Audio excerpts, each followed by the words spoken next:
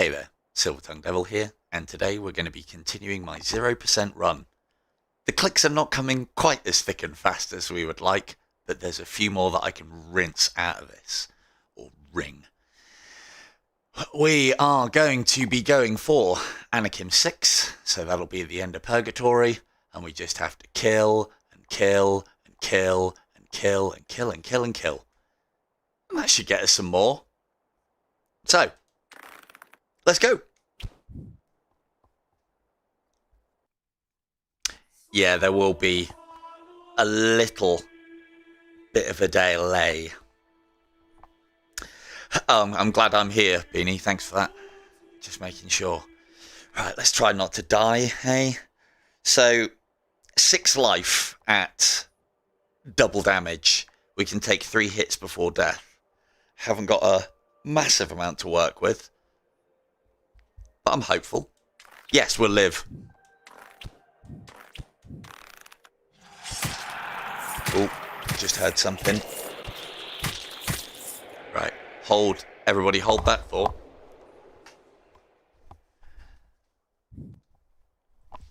There we go. Turn that speaker off in the background. So, how's everyone enjoying abusing that orphan at the moment? God, that sounds so wrong, doesn't it? I hope you checked out the clip for those of you guys who didn't catch the last episode where we did a little bit of testing. I don't think it is the greatest thing since sliced bread because I don't know how reliable. Oh, I don't even need to be getting headshots, do I? Let's try and not get hit early on, though, eh? I don't know how reliable that orphan strategy is going to be, because, again, I've done some further testing, and, yeah, she doesn't always behave. But maybe, as was suggested last time I was playing...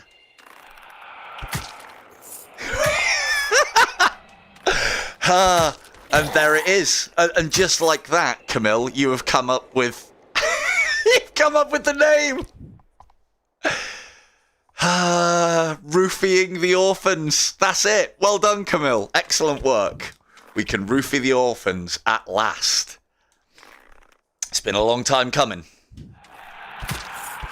Roofying is not a phrase over here, but I do believe that that is...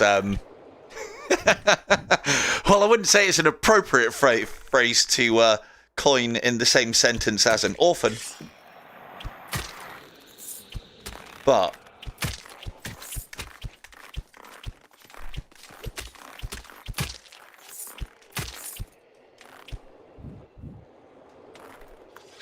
Right. Yeah, roofing for the win.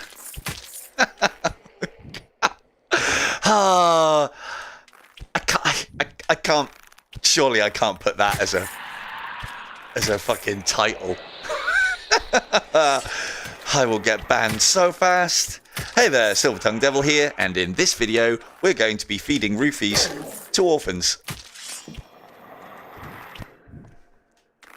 Yeah, maybe not.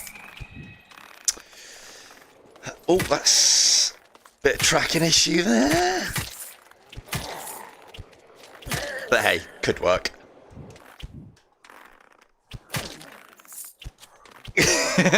What's happened to this community? It's not our fault. What's happened to this game? So, yeah.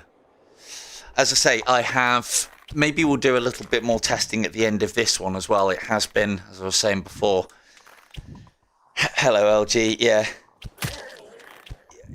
Yeah, you'll... Oh, you'll see.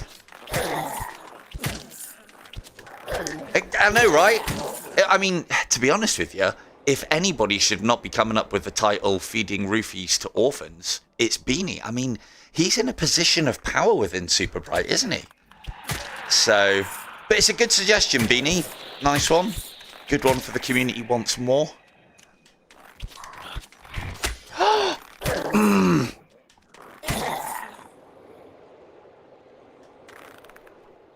No, we'll, I feel like I should show it off sooner rather than later, to be honest with you, because I'm just killing stuff for the most part. It's basically, LG, it's a strategy that could help us with some orphans at later stages. However, it needs a little bit more... It needs a little bit more kink working.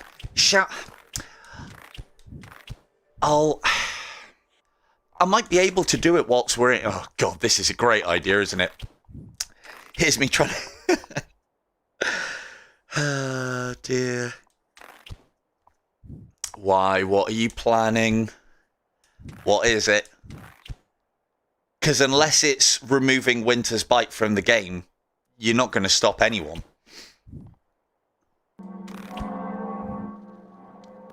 Yeah, see, this is it. It should be good. LG, if you're like gagging to see it, there I did a clip on the Facebook group.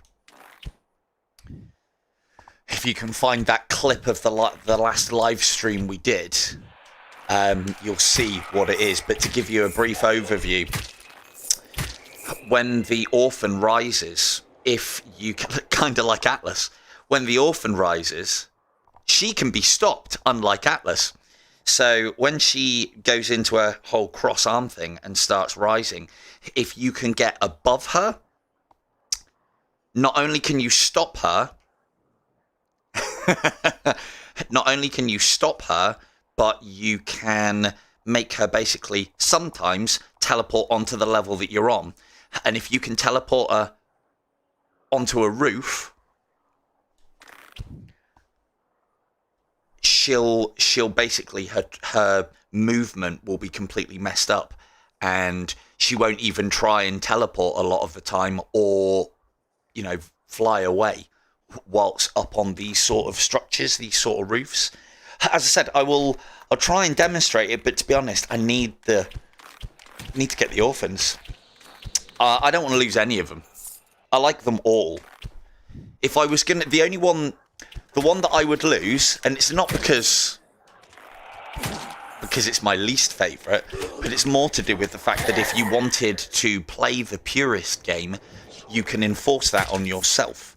Whereas Runner you can't because there isn't a timer, and Fletcher you can't because random arrows is not a thing within the game.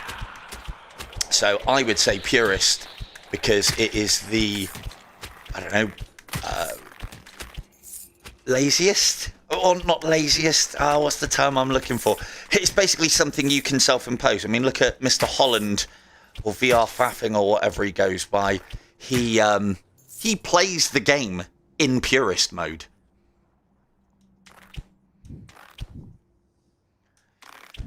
Yes, she does that as well. That's it. Yeah, it's not, as I said, because it's not as 100% as I would like, is part of the reason why I'm spending some more I keep forgetting I've got slow time. Oh dear. Good job we've got plenty of bloods.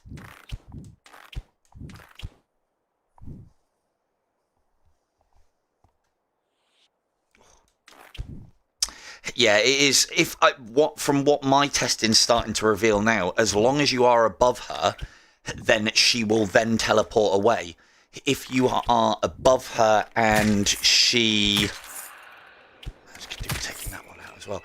If you are above her and it's a short enough distance, that's usually what causes the teleport. Right to the back of the head, lovely. I'm going to have to start slowing down soon, because this is going to start getting dangerous. We're only ever 3 hits from death. No chance of a grace.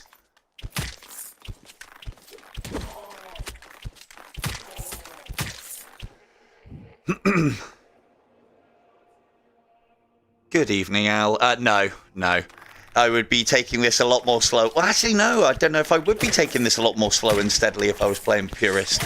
See, this is one of the good things about doing a 0%er, is... You remember we were talking about the spawning not the spawning, the loot tables and how they potentially work. Because I do have to say potentially, because we don't know the exact science. Hell, as I said, Beanie's got access to some of the code, and he'll know about the tiering, but he won't know the exact. I'm on cycle 6. But yeah, as far as the tiering system is concerned for loot drops, the vast majority of our loot is going to be exactly the stuff that we need. Blood of the Lambs, because I'm not going to need really anything else, and probably Winter's Bites, if we're lucky. The shop will nearly always yield a Winter's Bite as well, which is obviously quite nice. So, but we can still get to the point of the game where we could potentially die in one hit, which is going to be, if I can even get there, is going to be a lot of fun. Right. Let's see. What a great time to do a demonstration of something that is massively in testing, and I need to get it. Although, to be fair, this is one of the places, depending on where she spawns. If she spawns in the middle of the level, this could be useful. If she spawns at the end, would be perfect, because then I can actually show it off without worrying too much about losing the orphan, possibly. Oh, come on. So, yeah. Let's take this a little bit slower and steadier, because we've only got one blood to play with. In you come. Ugh. Yeah. But it's as I said, it's the tiering that we don't know. I don't even know if you can reveal that. Like, is it possible for us to get a complete tier list? And also how the health and armor work within that list as well, because I would imagine they're not just considered tier 1 items. Ooh, what was that? Lay them to rest.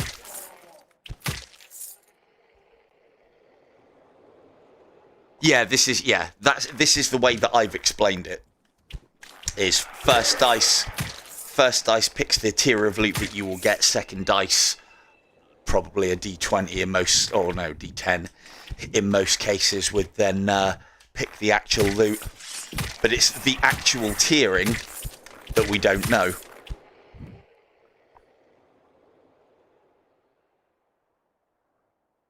But that's what I'm saying is, like, for instance, as I understand it, Winter's Bite would be classed as tier 1, which is another reason. Excellent.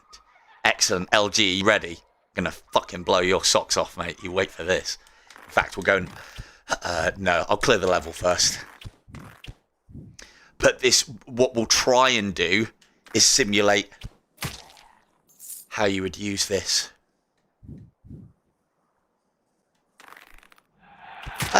Possibly.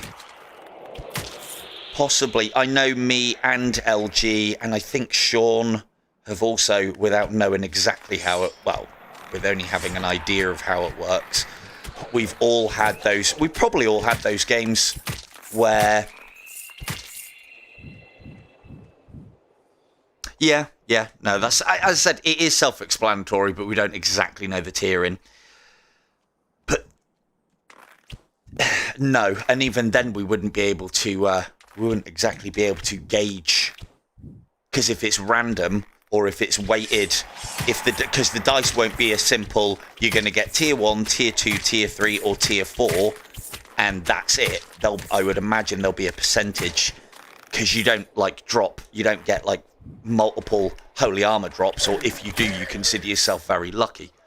So like tier 1 would be the more common loot, and so I'd imagine there is more of a chance of rolling that tier 1 to begin with. But yeah, we've all had games where it seems like the game is dropping particular arrows.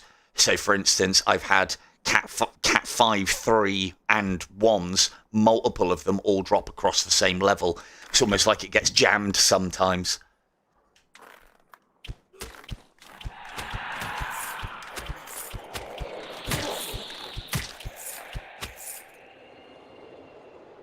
Yeah.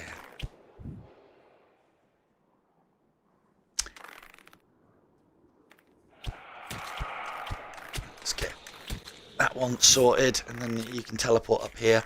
I haven't used slow time yet. I'm still playing in purist mode. Let's not get hit by one of these ghosts this time. Seems to be very much a theme that I'm going with at the moment. Well, you've had your 3 shots, so now you can get executed.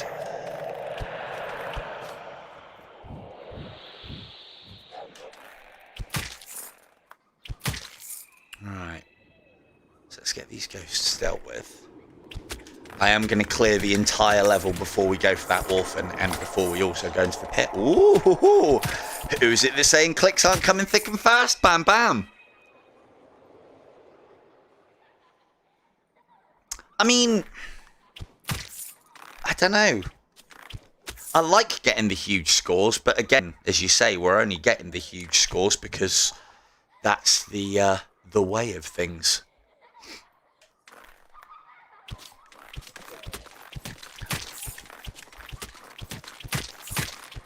Oh, you know I'm slipping a roofie into her drink. That's exactly what I'm doing. But we gotta get her... We gotta get her a drink first. And obviously with her being underage, we're gonna have to buy it for her, so... God, it's just wrong on so many levels, isn't it?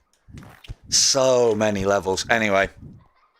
Hopefully, this big idea that Beanie's pushing is not limiting the amount of cycles you can have in a game.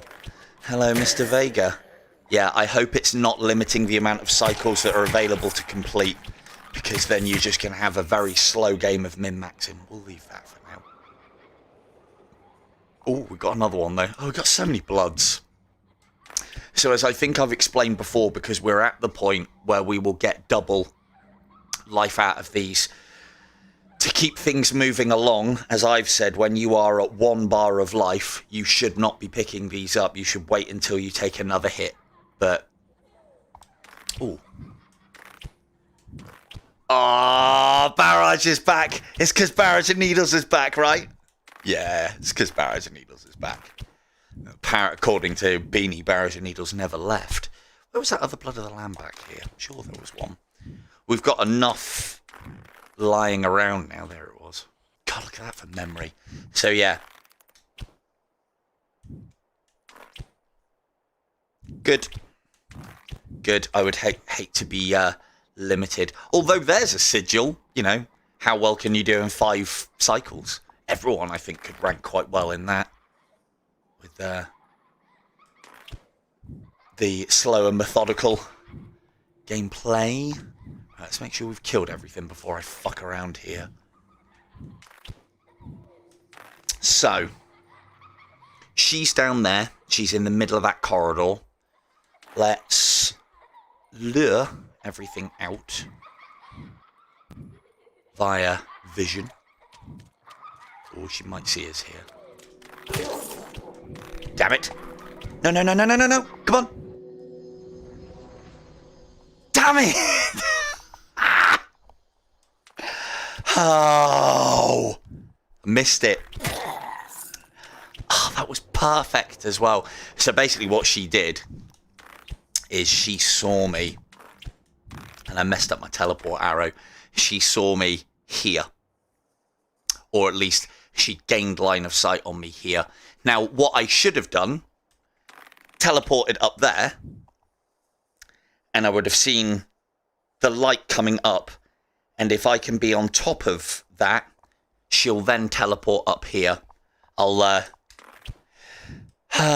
shouldn't really be trying to show these things off mid. That is right. Sometimes it doesn't work, but I think that's because of the distance more than anything else. Yeah, thanks, LG. Ah, now Immortal. God, was that Flash? One more orphan list. That was not good.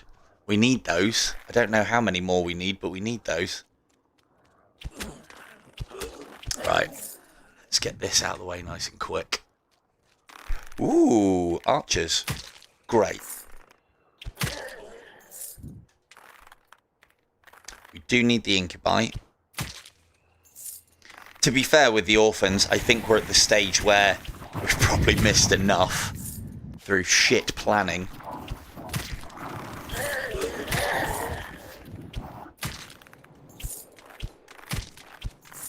I know, right? Oh, good. It's skeleton archers and archers. Everyone's favourite combo. No? Definitely thought I'd heard you.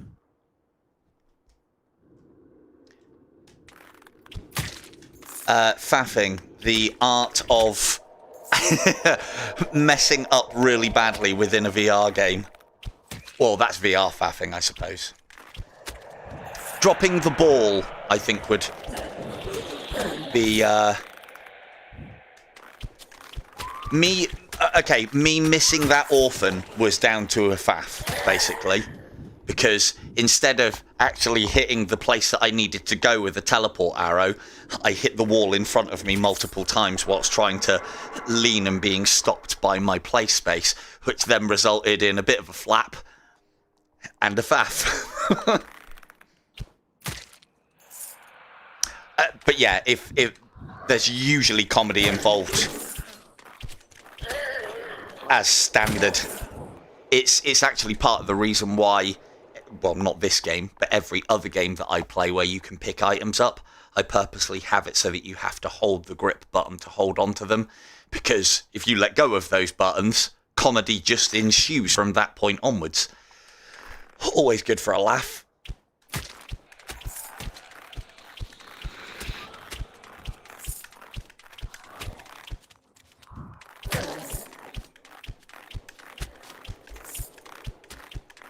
Well, you're not going to hit me at this cycle, I don't think, because I have the powers of locomotion on my side. Where's that orphan?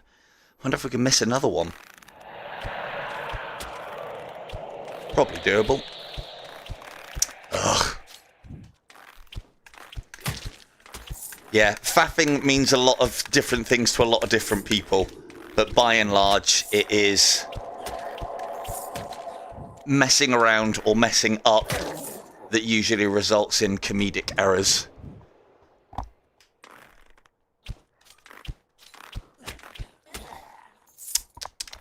Where's that orphan? It's not that many enemies in the level. Should have heard it by now. Because accuracy, so good.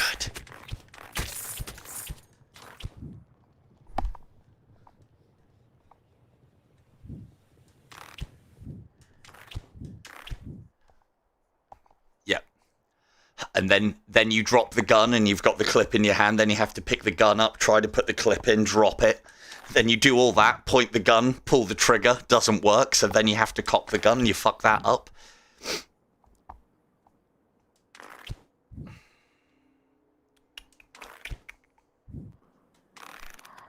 Yeah.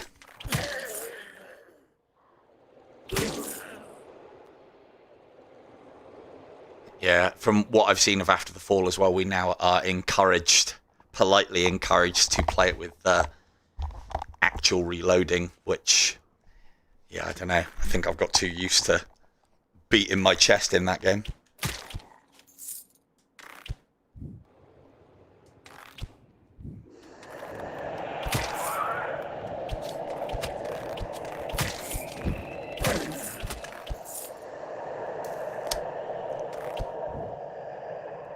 Ooh.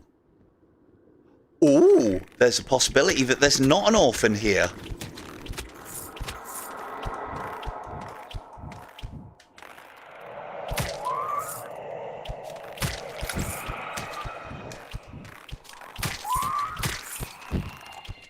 Oh, time to go.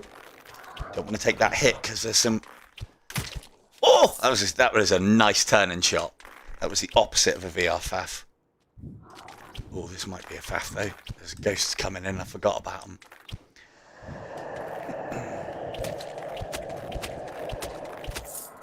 Oh no, I need these, don't I? Damn.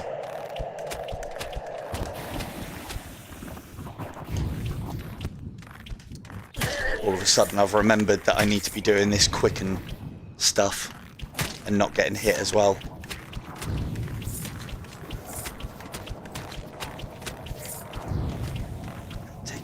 Yeah. Oh, really? Oh. I wonder if they've enforced the same rules as we've had on Runner, where it doesn't actually open the exit until maybe 90% of the enemies are killed. Maybe. Right.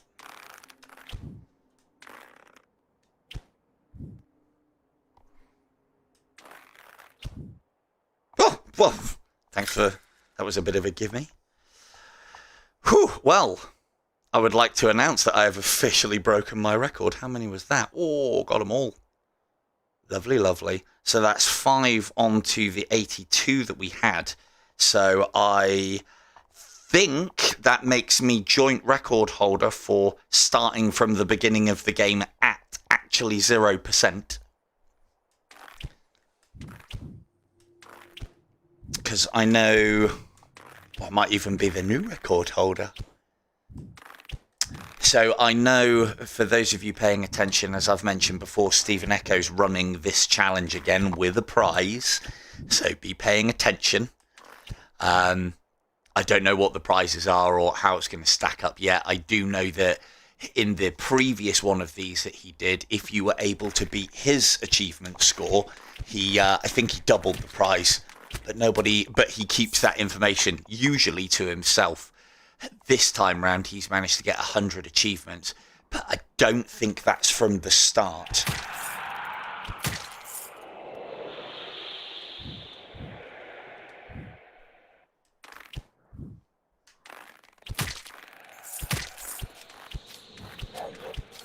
Hello, Norb.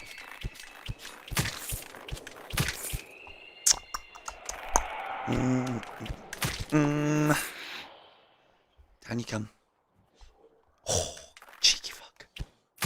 Woo! Get out!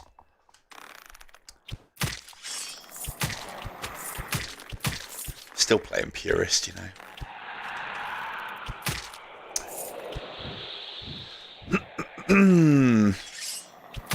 But yeah, so there's still Stephen Echo hasn't given us all the information yet. As I understand it, his record at the moment is 100 achievements, but I don't think he started from 0 achievements. He'll be able to correct me on that, or someone might be able to see on the Facebook. But I think he's done, because what I was looking at is if you can unlock Cataclysm 1, which I can't even remember how to do, and then start the game again and make it so that is all you unlock, then that opens up a lot more achievements, because you would be able to kill the 10 bats in one go, which then unleashes a lot more.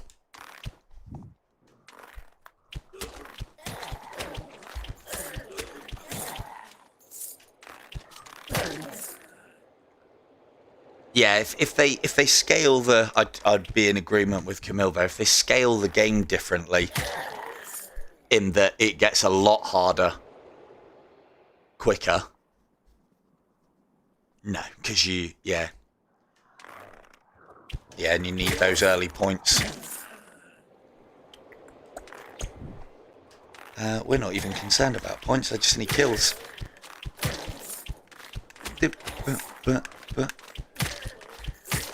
Really bad form here, but again, I don't need points out of these guys. I just need to get them. There's another click in here.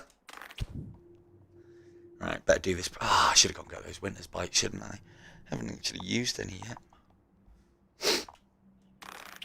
But yeah, as one of the things that I've done with this is just, with this 0% run, is just me starting the game. That's probably on time. Starting the game and playing it without too much of a plan. Oh, only set off the 1. Better not risk it. This is 6. Cycle 6. So this will be our 6th kill of Old Annie, which means big things. Do I want the knights down my throat? There is 3 of them. do need night kills. This is a good way to get them. But it's a bit early in the stream for that, maybe. Okay, that's a bit of a problem. Don't think we're gonna... Nope. Not gonna have an option. Doesn't work at this point, the whole night lock thing, does it? Well, definitely won't do now.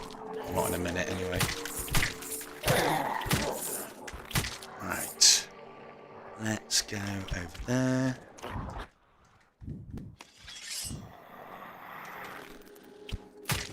Let's get you. Get you. Okay, so we're going to have some knights chasing us around. It's going to be a lot of fun. See, note that we've got black knights now as well.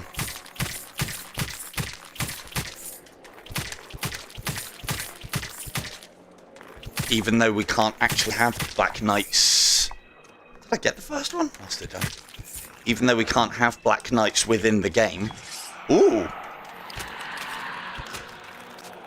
Does it now?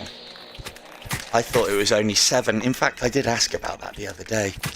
And I think someone said the same. Ah, well, we need to kill knights anyway, so we should be alright. That was a bit wild.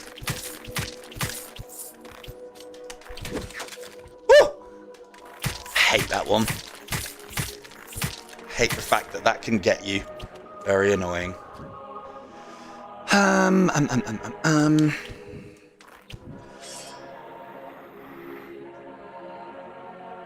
let's get you down a few pegs.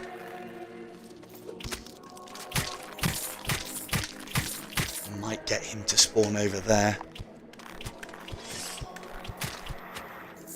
Done it? Yeah, that's done it.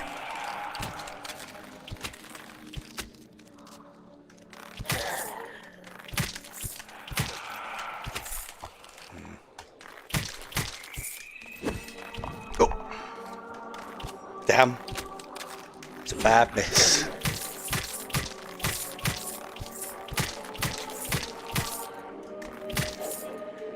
Yeah, it's just about getting familiar. And the way you get familiar is just by doing it. Use that slow-mo button.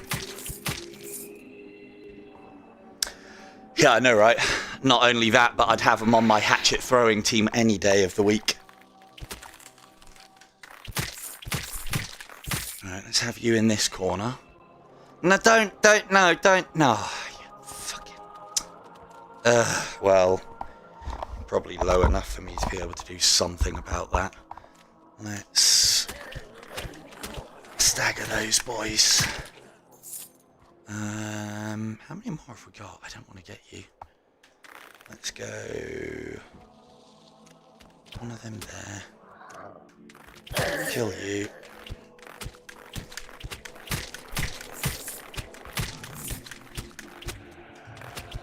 Bit of a waste, that one.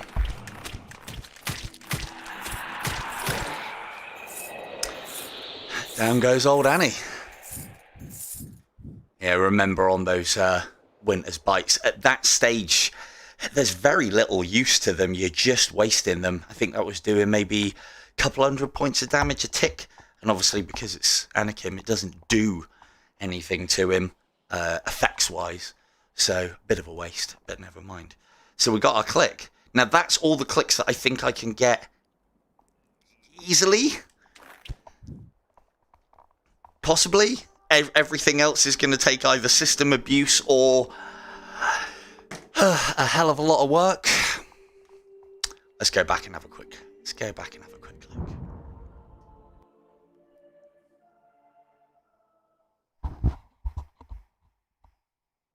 Because as we know, there are achievements that we have locked ourselves away from because of prior planning or lack thereof not preventing piss poor performance.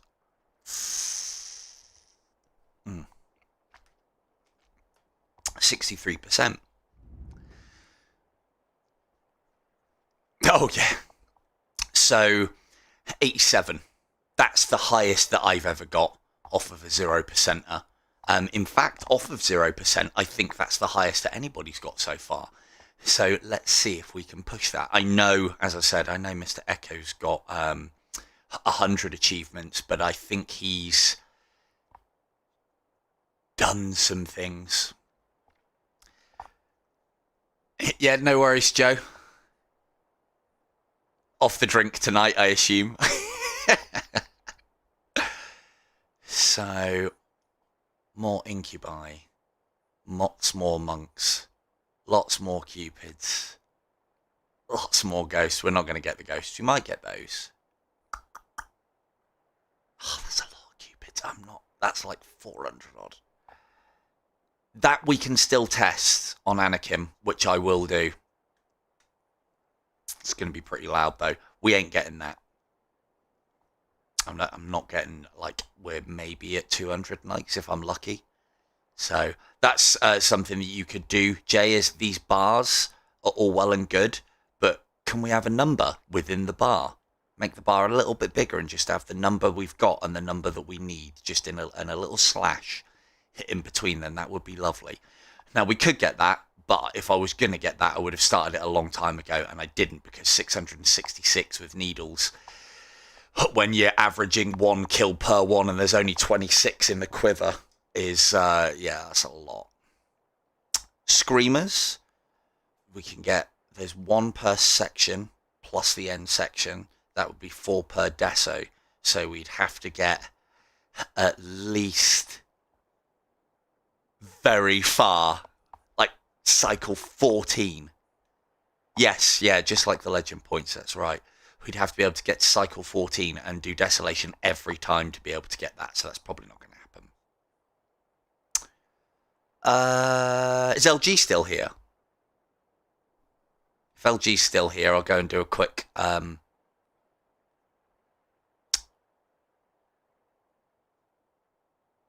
something. So that's everything that we've got. Desolation Mastery, we're locked out of that. Hit Desolation on our budget, we're locked out of that. Escape Pit of Despair. Hopefully we actually get Pit of Despair. LG is here. Okay, cool. Right, well, let's... Right, we're saved. Let's go and do that quick.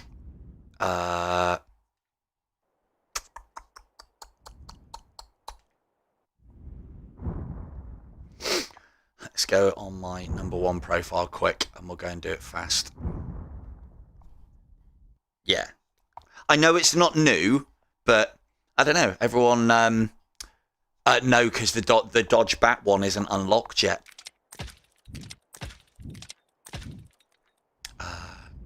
Take that off. Yeah, pit trials for Deso. I reckon we've probably got another 5. Another 5 that are going to be reasonably easy to get. I do say reasonably. So let's see what config we get. And because it's only on cycle 1, I can literally just march through everything and then trailer like I did the last time. It makes things a little easier. One of the things I have seen, and I'm getting better at it the more I do it, is a lot of people have been saying how they've been playing with the crossbow, switching back to the bow, playing with the bow, switching back to the crossbow, and having problems when you come back to the one that you've not been playing for a little while. And I had exactly the same thing, and the trick is just keep doing it. And you'll find that the time it takes you to adjust between each becomes less and less and less. The only exception that I have personally with that now is playing the crossbow ruins my Siege of Heaven game for quite a while. But again, I'm not playing enough Siege of Heaven for me to be consistently good at it anymore, which is unfortunate, but that'll be, I don't know, we'll see what we're like by the end of the season for how much time I've got. So let's kill everything in this room quick as well, because it's going to take me a second.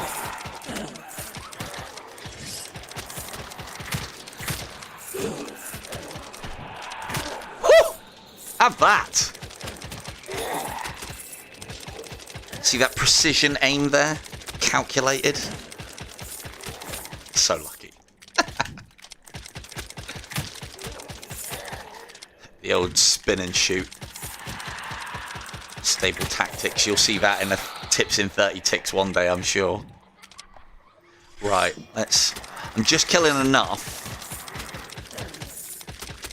so that she won't make a point of running. Well, it's just saving me a bit of work, if I'm honest. Potentially. Get these ones as well. Don't take a second, does it? And just because it might come up, get these ones as well, and then we'll march back through.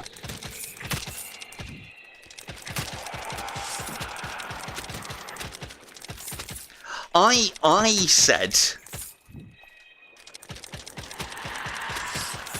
said there should be bats. I'm getting carried away now. I said there should be bats up there. That would be fucking awesome. Roosting bats, making their little squeaky noises, and then the trigger brings them down. And not necessarily an arrow trigger. Make it a visual trigger only. And yeah, rafters could be fucking deadly. Especially if we can get them to dive down, dive bomb you. Or make it so they can only be triggered by arrows, and then if you leave them in the rafters, they can, as you pass by, they could maybe shit on you or something. A little bit of guano on the shoulder for luck. Could be good, couldn't it? Right, so we're going to push her that way, probably push her back, and then I'll try and get her to teleport away, and we'll go Roofy in that orphan.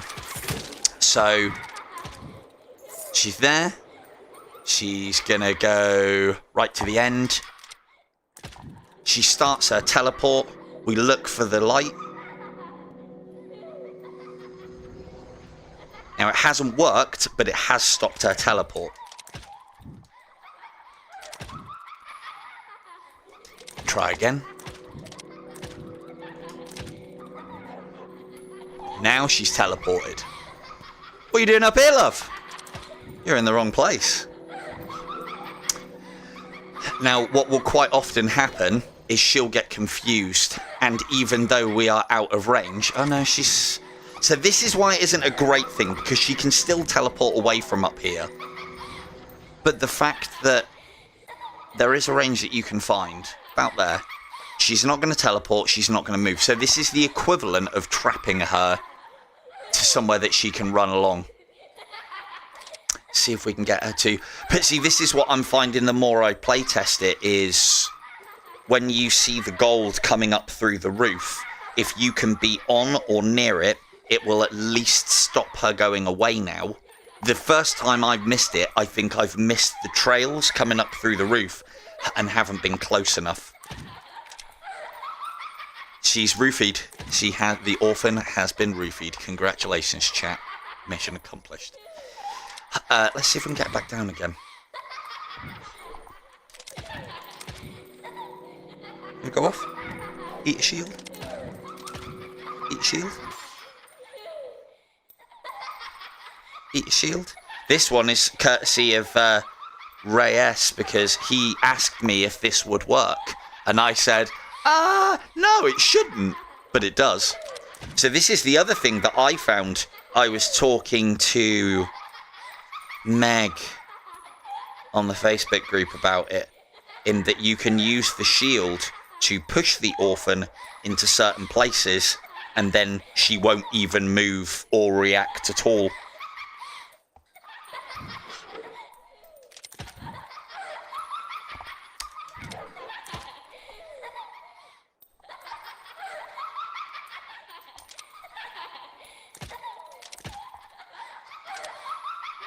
She won't. I don't think she will. I don't think she will, you know.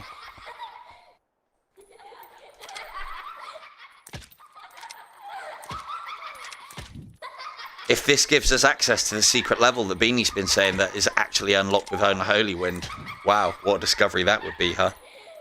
The problem is, up here, I think, even if she was to teleport away and do her animation, let's see what she does. I know, so she can go then. That's unfortunate. I thought that she might be trapped from actually doing it, because I've never let her. I've always killed her up here. But anyway, yeah, there are some applications for that, I think. there are some applications for that. And the more I'm playing around with it, I wouldn't use it as like the way to attack an orphan. But for instance, if you came up here and were killing things and you accidentally triggered the orphan because she could see you through there, you don't have to dive in. And if you think, yeah, I would use it in a situation at the moment where it's like, that orphan's probably lost. But if you can see that glimmer coming up through the roof and you can position yourself almost on top of it, more often than not, she will teleport up here. Occasionally, it will just stop her teleport. So there's that. So, right, let's get some more clips. I don't...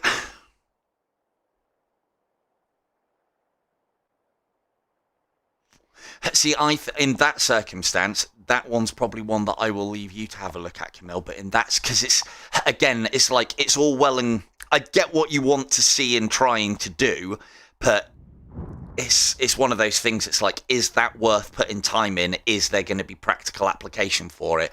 Or is it going to be another one of those, hey guys, Silver-Tongued Devil here. Look at this stupidly fucking shit thing that I found that is going to have no practical usage for you in the game. Let's go and have a look.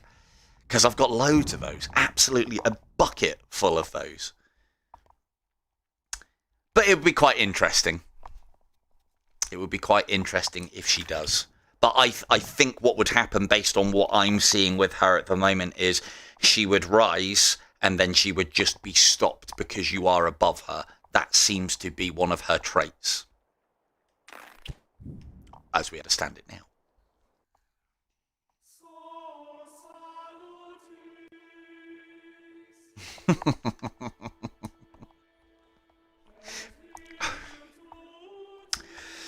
Look, all right, tell you what, Camille, you're new to the streaming game. Let me fill your bucket.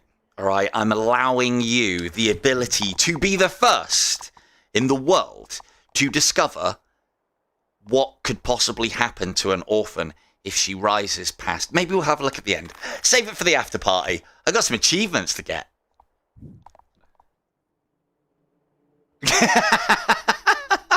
And how would you expect us to mark that? Bring your VR chalk with you?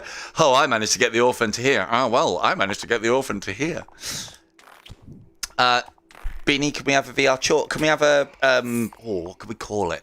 Some kind of arrow that puts a marker on the buildings. Chalk. Chalk. Chalk of the Chastised. Yeah! The great name for an arrow.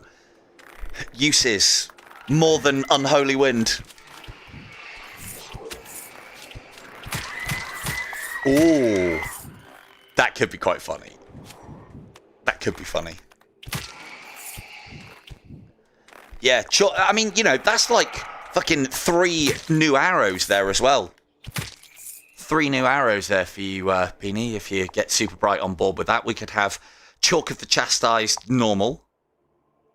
Chalk of the Chastised times 3. Chalk of the Chastised times 5. Woo! All the colours of the rainbow embraced at last in Death Unchained.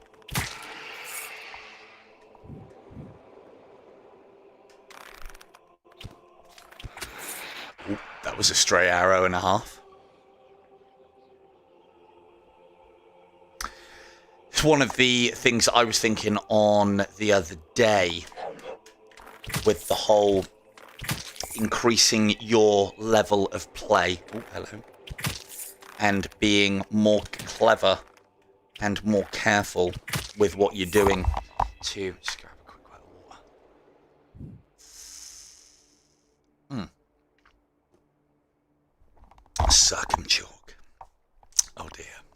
Hope that's not short for something. It's one of the things I was thinking about being... preserving your life, and one of the easiest ways to preserve your life within this game is to make all the engagements on your terms. So if you've watched me any amount or watched a lot of the videos from a lot of players, one of the fundamental things that we all do is knowing how enemies, he says, knowing how enemies behave and what their behavior is based on what we do.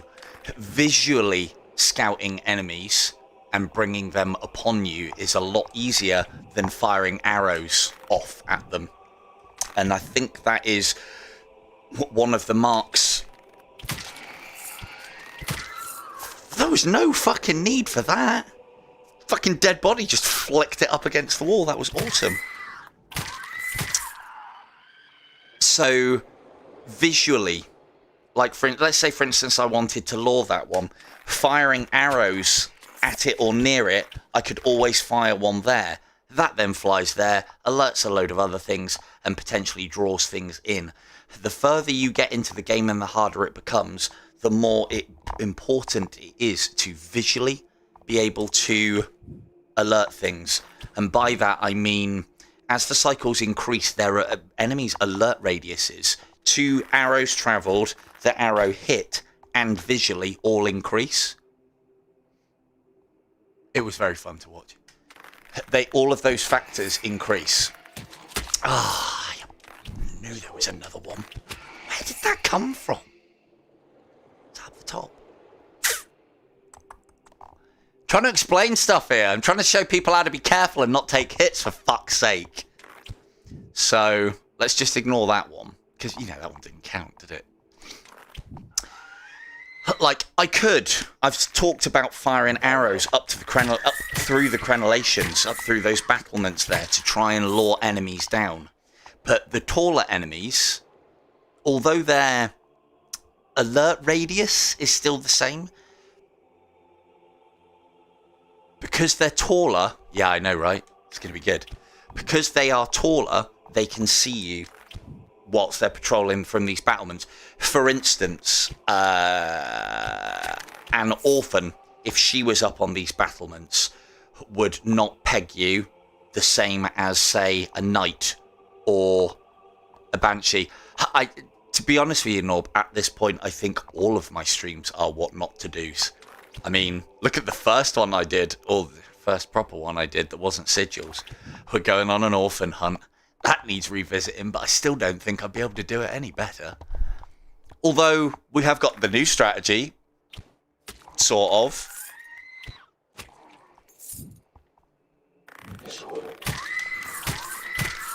But yeah, especially on Paradise Lost, and it's one of the reasons why I think this level is considered...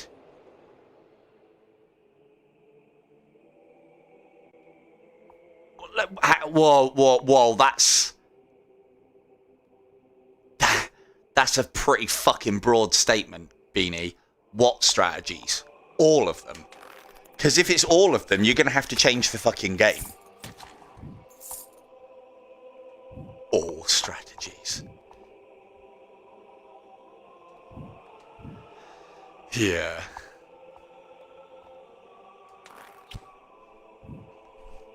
I mean, you know, if you guys want me to start pumping out top 10 things of what not to do. Struggling at the game, do this. To be fair, it's not my style. It's really not. Although I could make a lot of those videos, or a lot of those style of videos. But not today. Down you come.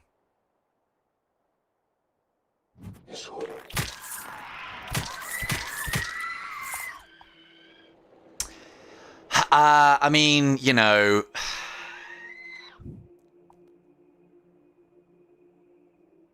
Yeah, exactly, right? Yeah, that's what it says in the brackets next to every stream title.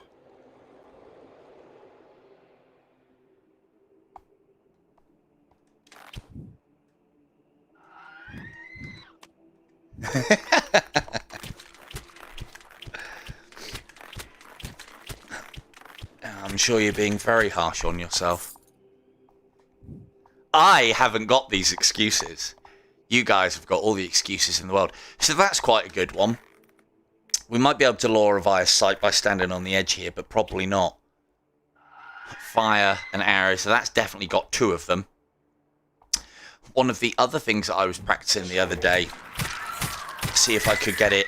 Ooh, that's another one. Is that witches? Hey, burn 'em. One of the other ones that I was thinking about the other day is there are situations where you alert multiple archers.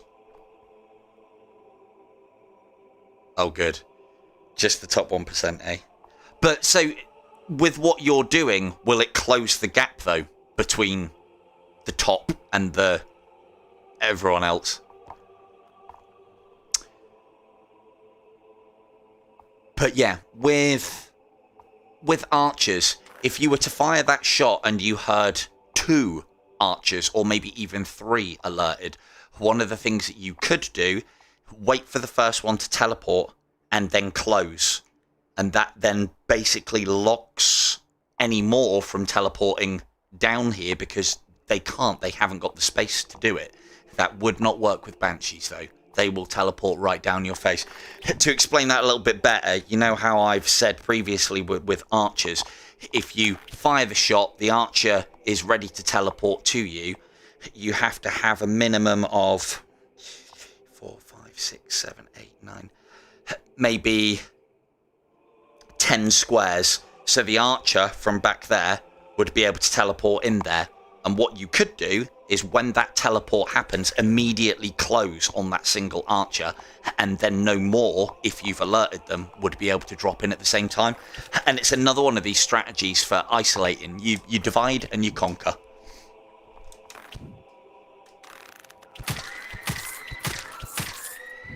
I am liking all this talk. I'm not listening to a massive amount of it. I'll try and drop in and out as you guys are talking. But yeah. If it's going to close the gap. See, if it was to close the gap, this is why I'm worried. And not because I'm worried about where my position would be, but because I don't want there to be a limit on the game. And that's, I don't know, that's the only way that I can think about it. If you made it so that the game is completable and that it finishes at cycle 5 or 10 or something along those lines. But you've said it's not that. So... yeah. So all you need to do now is tell us when the season end date is, and then we've got everything that we need to know. As far as I will do a video when we get a season announcement end date of the best way to acquire legend points and all the places to go and how you can hoover up some easy ones. And as long as too many of you don't watch it, then it'll be valid. I usually do want a video of that ilk at the end of a season.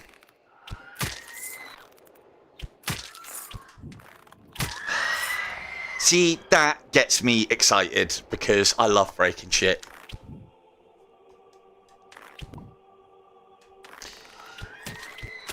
But what could it be? And is it, okay, so obviously you're going to be limited as to how much you can tell us, but how much of a change to the actual game is it? Are we talking like new elements and new things, or is this just adjusting what the game already has?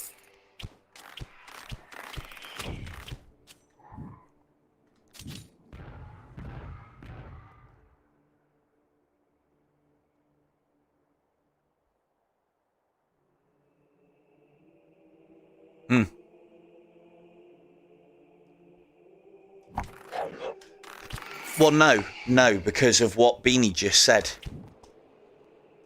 Okay. It's one of the adjustments that I thought would be quite good, and I think I've spoken to you about this one, is making archers default so that they teleport to the nasty places when you're trying to lure them. I think that would work really well. It's part of the reason why those red monks are one of my least favourite, is they seem to do it more often. So what I mean is, so say for instance, bam, we fired that off, we've alerted the monk. I've left enough space in front of me for him to teleport. So I want him to go there. Oh, now that's my kind of talk. So let's say we've alerted that monk, and we know that because he's got a valid teleport space there, he will teleport to there more often than not. every now and again, and more often with red archers, he would teleport to the back there. If you could make it so that the archers more often than not go up there, go here, go back there, oh, you can, but there will be times where you can't, and those are the times that you'll take those points of damage, I think. That's one of the ways that I would change things, and also make it so, I was going to say make it so that brown monks are basically become extinct after maybe the first couple of cycles, and make it so the colour variants are always in, and put more of the special ones in, so more of the Abyss Archers, because they're pricks. But yeah, we're going to be leaving, so we might as well take that with us. More, oh no, we're not going to be leaving, we've got a whole nother level to do. More of the Abyss Archers, more of the Desolation Archers. Phase brown monks out, except for Purgatory indoors, because brown monks indoors in Purgatory sometimes can be fucking invisible. Come on now.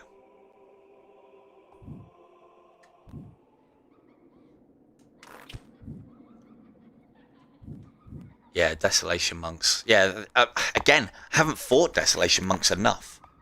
Ooh, where's she? Haven't fought Desolation Monks enough, but I believe they're just Abyss Monks, but fire 2 shots, and I think they teleport on every hit. Maybe not. Not what we like. We could do with those. We're probably not going to use any. No, we're not going to use any. I'll grab them now. Save time.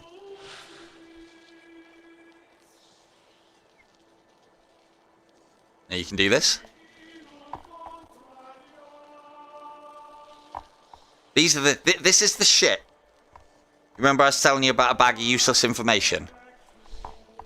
Huh? You can try and move your hand away from the arrow as you're pulling it in, so that it flicks to you. Fucking useless. No, so Desolation Monks definitely fire 2 arrows. I know that much. And I think they teleport like Abyss Monks when they take a hit. 2 arrows at a time. They're a dual arrow firer, as I remember. Where's she, and do we piss around? I've shown LG off that now. I'll use it in emergency situation. But emergency situation is bad. Emergency situation is bad here, because emergency situation, there's probably still going to be... that's bad. Emergency situation, there's still going to be plenty of Cupids. One of the things that I was playing with... Come on now! There we go. God, that took a lot more arrows. One of the things that I was playing around with the other day is how you... And I'm still playing with this. Is how you can manipulate Cupids to move towards you as opposed to teleport. And I think... Oh yeah, you never would. Even at high cycles, you probably wouldn't notice them shooting. But I can't, as I said, I can't remember. Do they teleport on hit like the Abyss Monks? I don't think they do. Right, that's low, I think. It's on the other side. Let's get these ones first. Oh, no, there she is. Well, we do need you, and I would love to... Yeah. Come back here. Come on now. Come on now.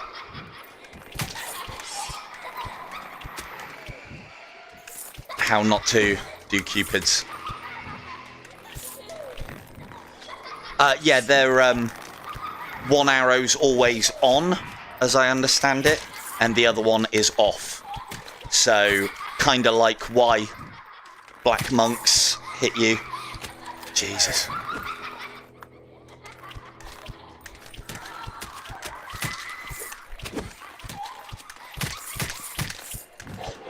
You're cheeky. Very cheeky. Yeah, I think one, if I remember with Deso Archers, because again, it's been a while, but with Deso Archers, one is on and one is slightly off, they don't fire both at you, which makes them, if they get the shot off, almost as deadly as a black monk at high cycle when he gets the shot off. Because even if you move, that scatter effect, one of them may get you. Definitely more accurate than a Cupid. Oof. There we are. So, that was a bit adventurous, wasn't it? So now that we've got the, because I went up there thinking that she was down the bottom. Fucking hell, you've obviously not got your health and safety certificate, have you? We'll deal with him later. So now that because I thought the orphan was actually along there, so what I was going to do is try and clear everything above her, so that if I did come down and I did fuck it up, I would have a last minute attempt to get above her and get her on a cleared level. However, when I got up there she was. So, no nuts for us on that occasion.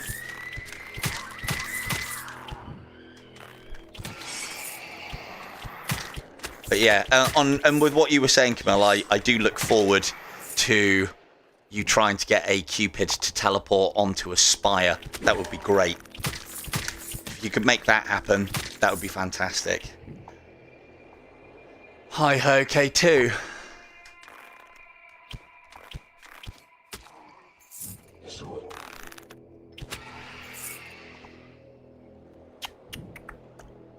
So, as I've probably shown you a million times, we're going to clear what we can. Clear what we can on these lower levels. We're then going to try and draw some from that level down to us. Thought I'd alerted her. So yeah, when you've cleared a level, and if you've got... I thought I did. When you've cleared a level and you've got yourself your safe space, this is when you can start drawing. But remember with what I said earlier, firing your arrows at angles like that to alert things up there is a bad idea, because there's just clear sky behind where I'm going to shoot that arrow, which means that arrow goes whizzing off and is potentially going to alert things that you can't see. Whereas that is a better shout, because even if I miss, it's...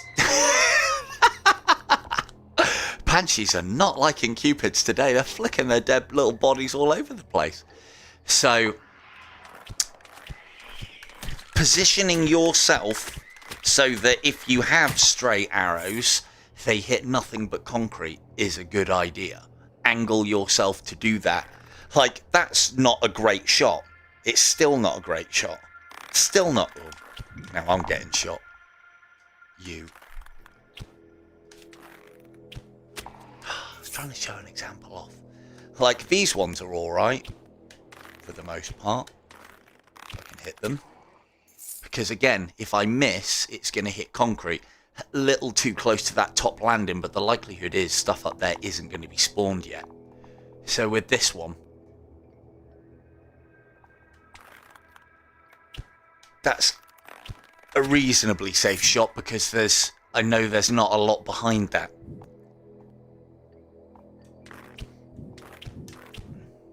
He said he was going to make things harder, Cam, not easier.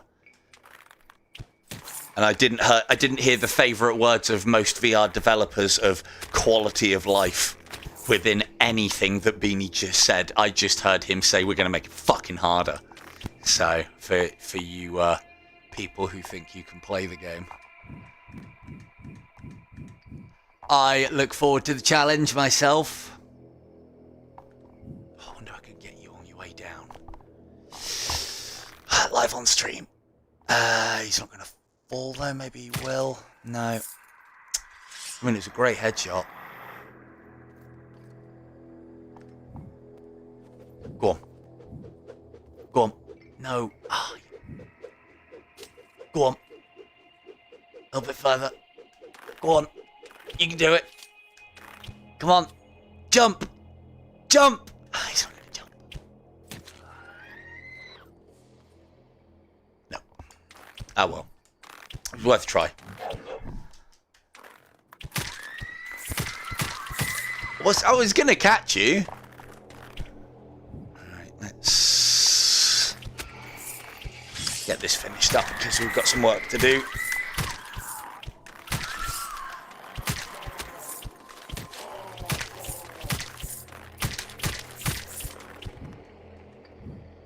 That was one of my arrows.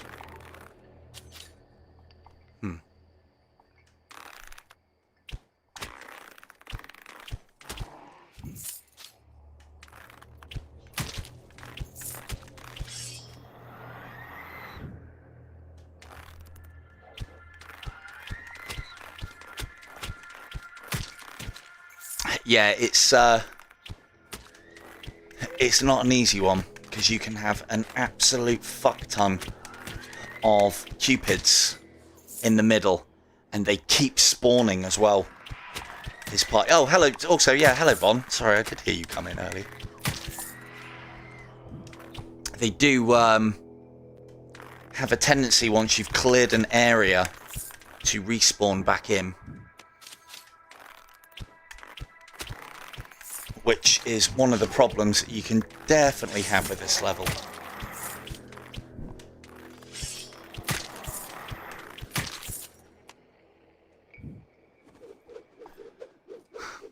The reward is shooting them in the groin. Look at that one. Whoa. Nailed it. That is the reward, Al. Right there. Where's that one? Above. Cheeky. But yeah, this is, as I say, this is part of the problem with this configuration is there are, as is with most of the ones that are multi-tiered, is there are so many enemies about that our little rule of 17 thing doesn't, well, it happens more often than not. And so as you are killing things, more things appear, especially on the outer edges and in the middle, which is why, as I've said in previous videos, you need to check the outside and then recheck it like I'm doing here. Like I'm doing here. There we go. Should have got him first time. Would have been looking much better. And then recheck where you've been and what you've done. Because they'll be there. I think we need a new noise. I think we need a new noise.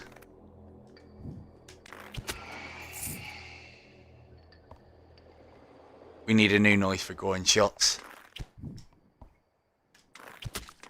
I mean, for knights it would definitely be the twang of the groin piece. Same as the shield bash. Cling!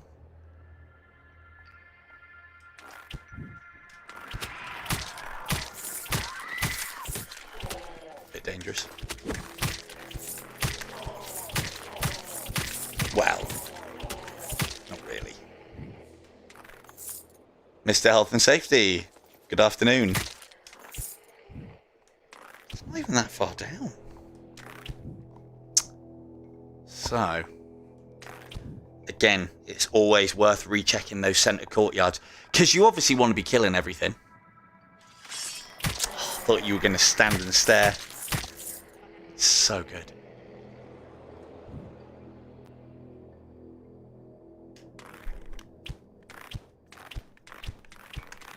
Come on now. I-ho, accuracy. Da, da, da, da. Come on. This is one of the things I've been practicing. If you can't tell already.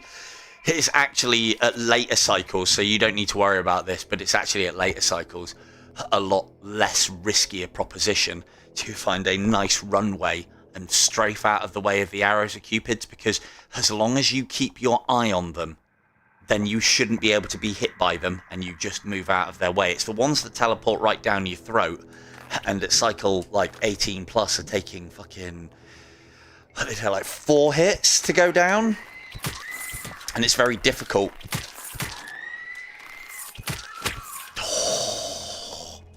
At close range. That was a very good angled shot. Congratulations, sir. I'm going to go and run away and get my blood. Where did I put them?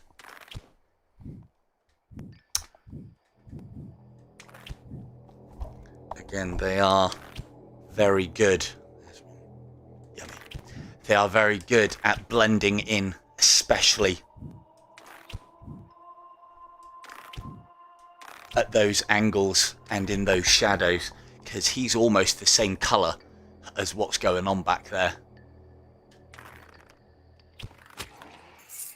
The one thing that I will say with the changes that they're doing, because obviously I don't know, but I am confident. I am confident within Super Bright's abilities, and I'm glad that they've still got Jay to fucking keep them under control. Hopefully.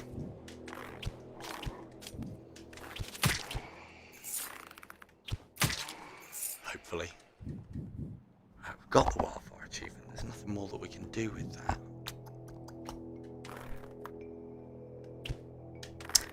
Wow, these shots, man. These shots. Oh, is that a winner's bite? Yes, it is.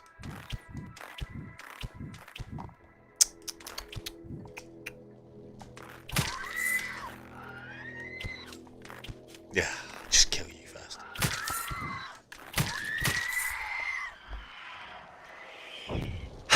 Always dangerous to let them get their blasts off. Cool. There you go. Look at this, the epitome of efficiency. One extra arrow. Hopefully we can get some blood in here, because there's loads.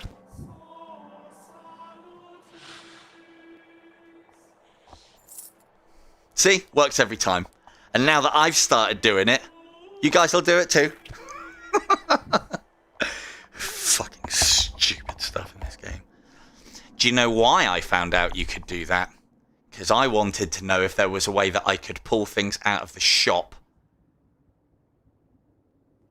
I tried to find out if there was a way that I could pull things out of the shop and leave at the same time. Yeah, but you want those legend points, don't you? Although, again, it's one of the things that I would say, Beanie, would be worth doing if you have Super Bright's ear on these sort of things, is actually, because it keeps changing, is my concern, or it changed a couple of seasons ago, is the amount of legend points that people get for a thing. Should be able to check that out like we've been able to do in tournaments. Ooh. See if we can... It might take us longer than a day. See if we can find out where Gabe is. Not here. Note how I am tapping slow time. Not here, I don't think. Nope. So that means he has to be... No, he's a... Ah, missed it. That means he has to be exactly where I just was. It really does work, honestly. Right, so not let him get too close. No, that way, please. No, stop it. Push you over there. I want you this side. And we might as well dispatch this guy with a little bit of haste. These arrows tonight.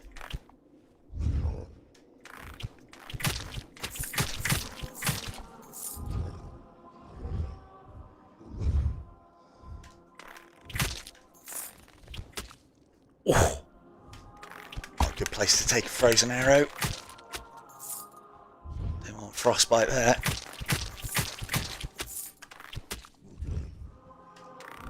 Chancing it now.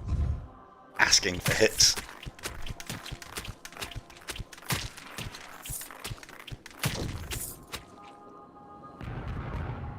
What?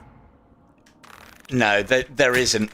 But I'd like people to know what the difference is. As you said, there's not a lot of difference. Retire. IDU 2! He'll be retiring from IDU because IDU 2, right, Beanie? Ow.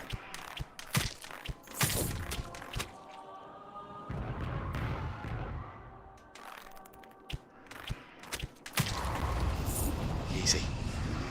Again, making use of the pillar there to make Gabriel trivial.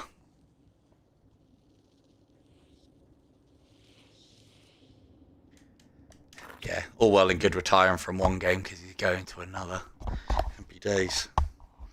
IDU confirmed live on stream, people. Let's go. You know what? I don't actually want to hit this shot because I want to show you what I was talking about last time. Still going to try.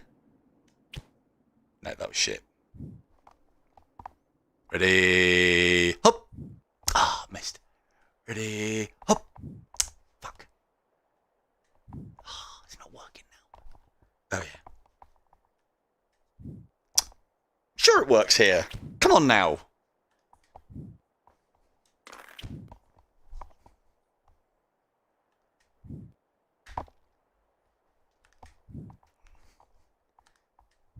I swear I've done it before on this one.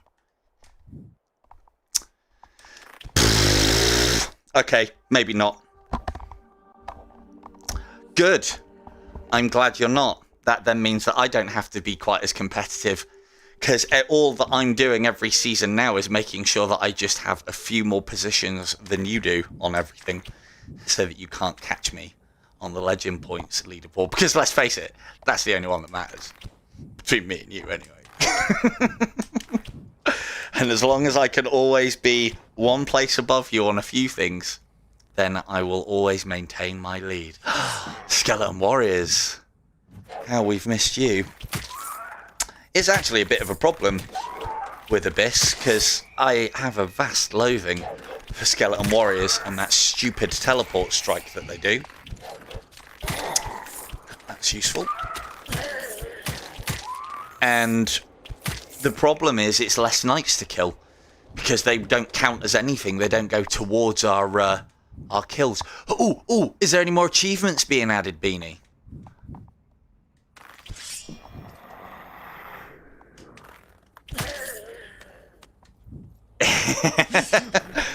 Well, of course you can't. You're a bloody employee and there's prizes at stake. I don't care if they're legend points. It's still prizes. Read the terms and conditions, Beanie. Can't win your own shit. Even if it is just legend points.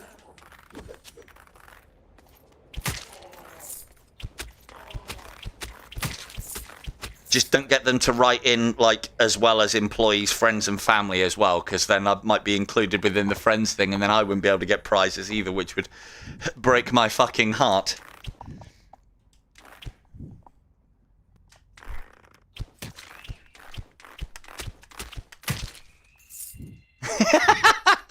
He loves it too much to not allow those streams.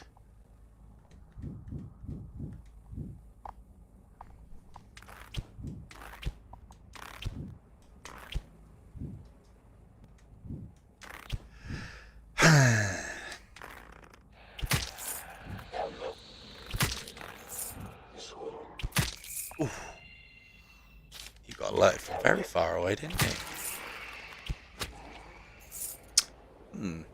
So,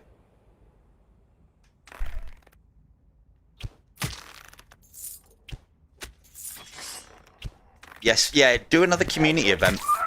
One of the things that I was going to comment here is this Abyss at what is technically a very low percentage is more like it. There's harder enemies about. There's lots more of the Abyss monks.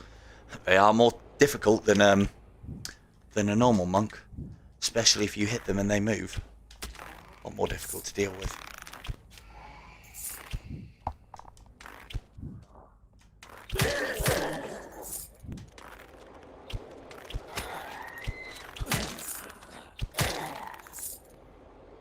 So what I was talking about as far as stray arrows is concerned is if you do take your time and peg your shots, then you don't need to worry about what's behind because you won't alert it. But do bear in mind... Oh, can I get it? Damn it! Do bear in mind that the whistling of an arrow going past.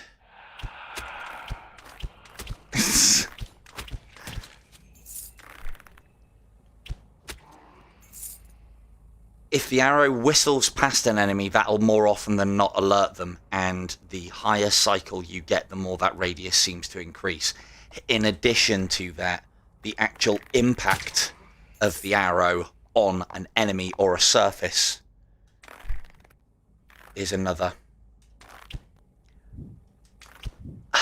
Yeah, but the problem with that, LG, is there goes everybody's favourite slow and methodical game.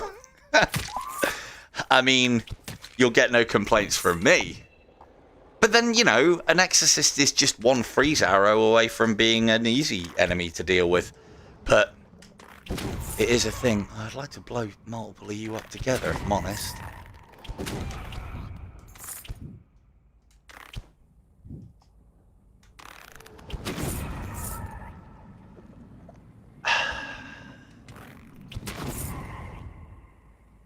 Oh yeah, that's gonna mean some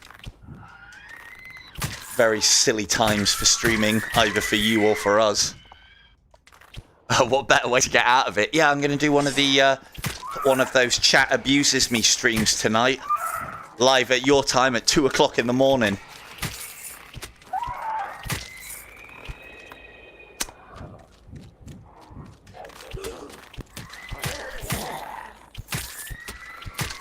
To be fair, I've very rarely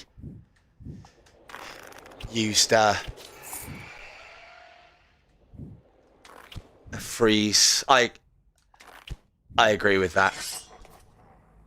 I'll have a custom skin, thanks very much. If it can have some sort of attunement with Barrage of Needles to allow it to score every headshot all the time, that'd be great. But make it garish as fuck. So that, you know, you want your Needles ability back, you're going to have to put up with it.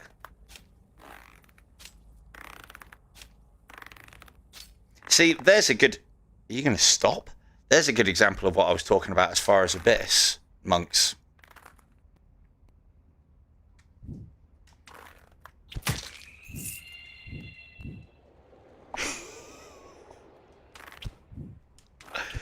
Yeah, or make the Exorcist affected by Winter's Bite, but he still casts at a slower rate, maybe?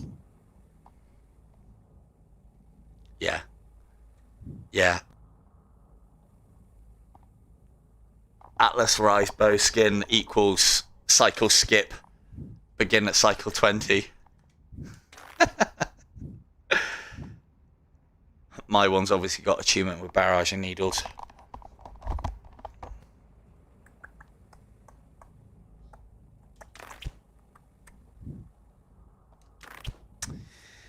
Alright, let's get this cleared out.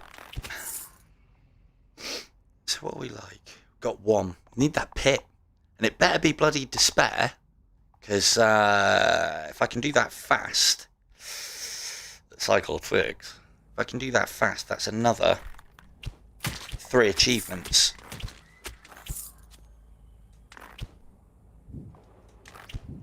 Which would be nice. 90 would be a good place to end it.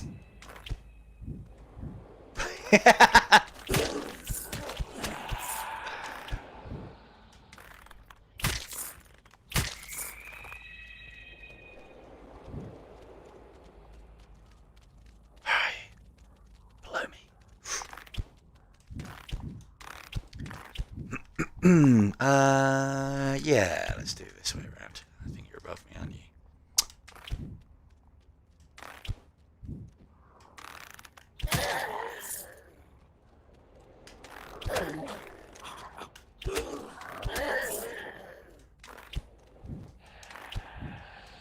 Yes, even I don't like the amount of Abyss monks that are going on here. And one of the things that I do find at later cycles with Abyss monks is, especially in the pits, is more often than not I freeze them because they can become a fucking nightmare if left unchecked, and there's a couple of them. Come on now, tracking, let's go.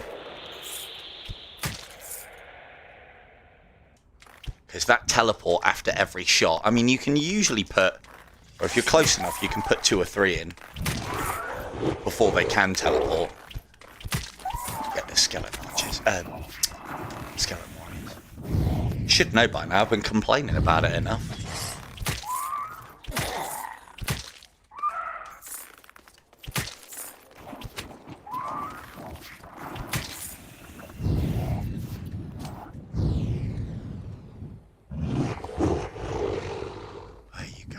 Go. Need a load more of you still, aren't we?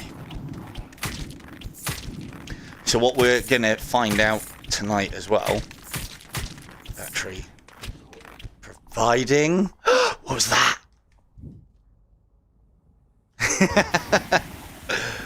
Yeah, constantly offering words of encouragement and chastisement.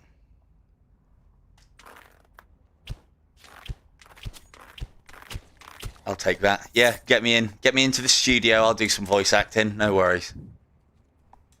Hey there, Silver Tongue Devil here. I am your bow for this evening. That shot was fucking terrible. Whew, that was a good one. There you go, some free sound bites there for you for my bow. Hey, he's not wrong. I could be the tutorial bow. I could be the tutorial bow. What are you even doing here? Look at all those abyss archers. Disgusting. Oh, to be fair, you know. Oh, where have they gone? See, this is another thing about abyss monks that I forgot to mention as well, is they are capable of teleporting behind you at later cycles. That's something that has started to become more apparent. I found myself chasing abyss archers up the stairwells in Pit of Agony. And it seems that whether you look that way, a lot of it is, I think, them locking onto an area and teleporting late, which enemies definitely do.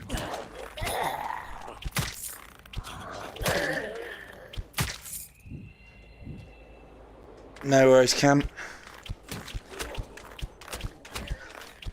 I know, right? Hey, thing is, I can give just as much as I can take. Yeah, cheers, Cam. You're dead! Ow!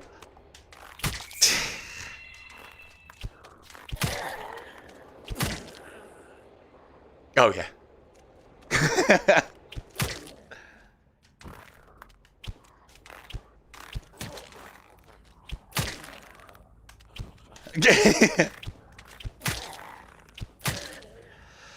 I mean, it's going to be a controversial tips in 30 tricks, really, isn't it?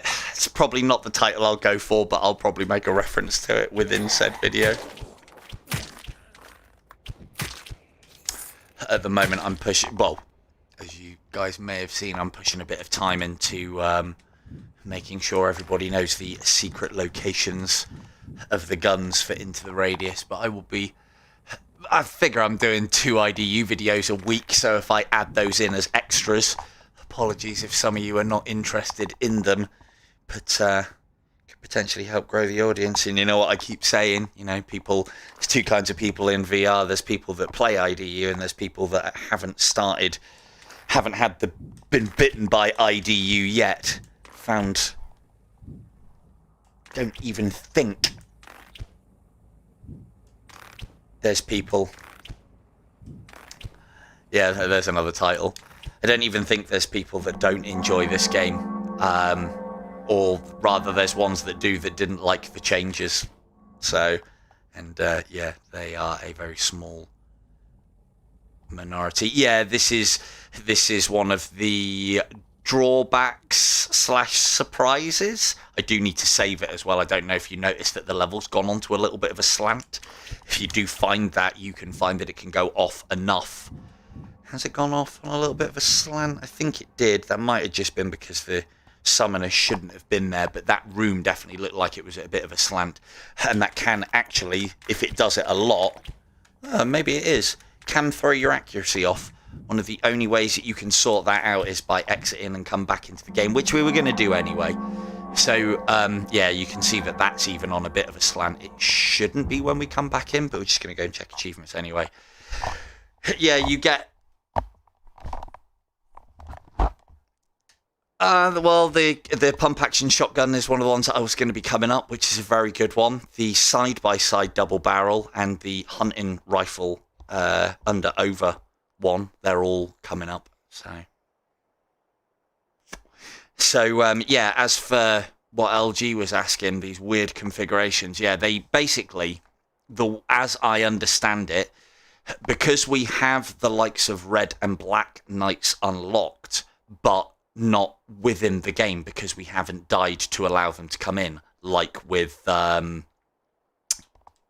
yeah, my right stick's starting to go, which is weird because I don't use snap turn very often, but my right stick is on the way out and my yeah, and my Quest has just gone out of warranty. Fucking great timing, thank you Oculus, Facebook, Meta, you shit.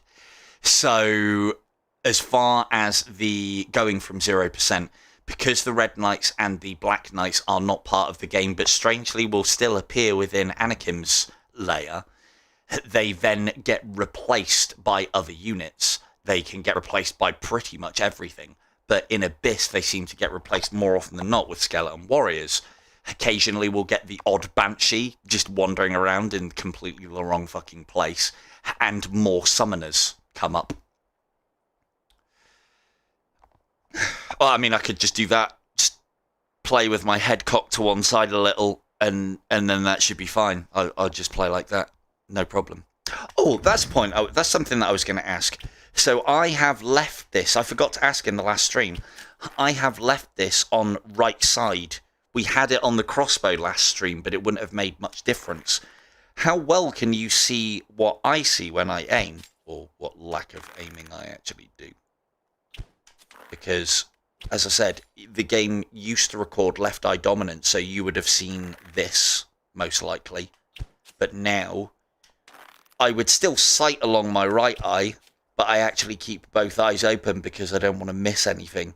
Something that is a good habit to develop in all games where you are concentrating on your aim point, having both eyes open, because then, I don't know, maybe I'm weird, but I'm able to focus on the one thing and keep my peripheral vision kind of going as well. Right, what are we looking at here? We've got these ones. We need... Oh, we went all the way to the bottom. Fucking idiot. So we need loads more. 39, 3/4 of the bar. Should be able to get those done if we get another cycle out of this. I could harvest Cupids at Asmo, but I'll do that when that gets a lot higher. Monks, still probably a good 300. Exploding Head Killer. So that is at... So about 2/3. So that's about 150. Now, one thing that I do want to test. Good. Well, that's probably better then. I think right side recording is for everything is a better idea because that's usually where the action is, especially with like aiming down scopes and sights on guns. So what we will do then... That's not happening. Blow up 33 enemies with exploding heads. And they do count towards each other.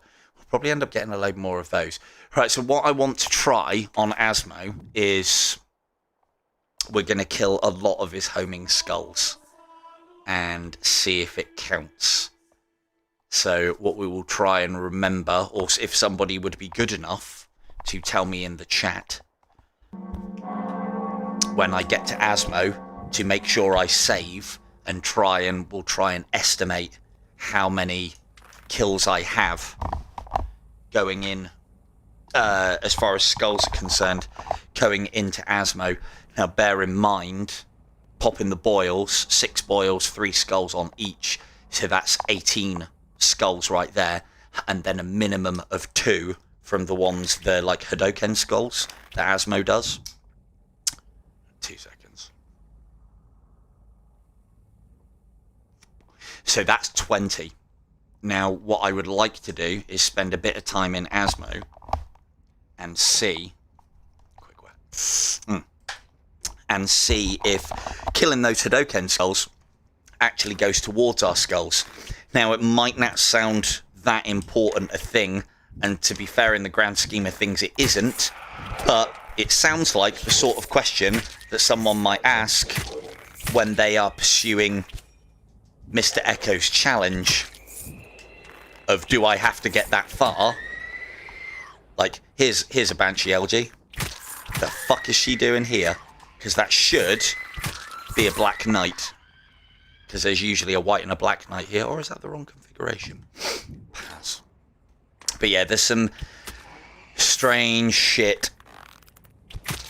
Some of it actually makes the game a little bit easier. Because if you have more summoners, then there's more drops.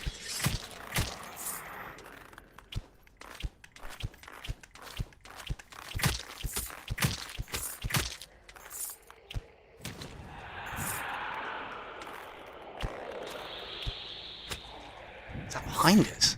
What's he doing back there?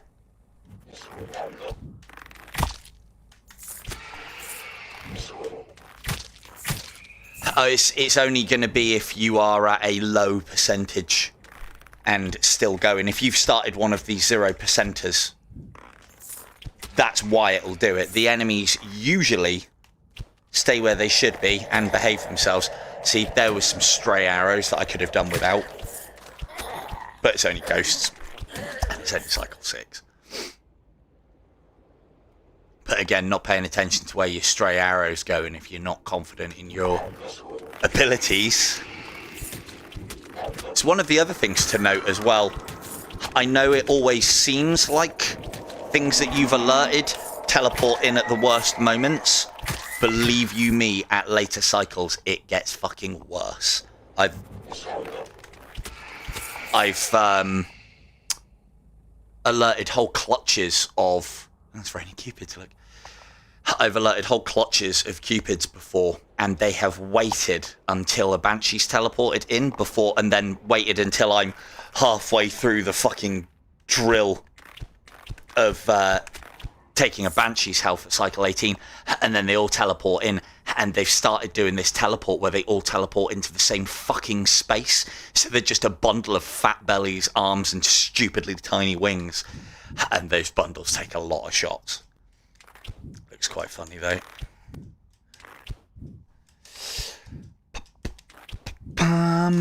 So, hopefully, this is despair. Oh, I'm impatient to find out.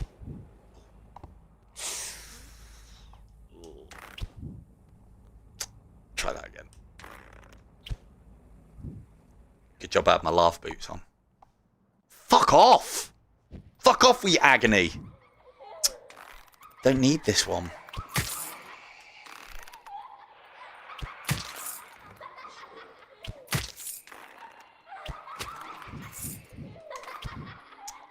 Like score-wise, don't even know why I'm checking, doesn't even fucking matter.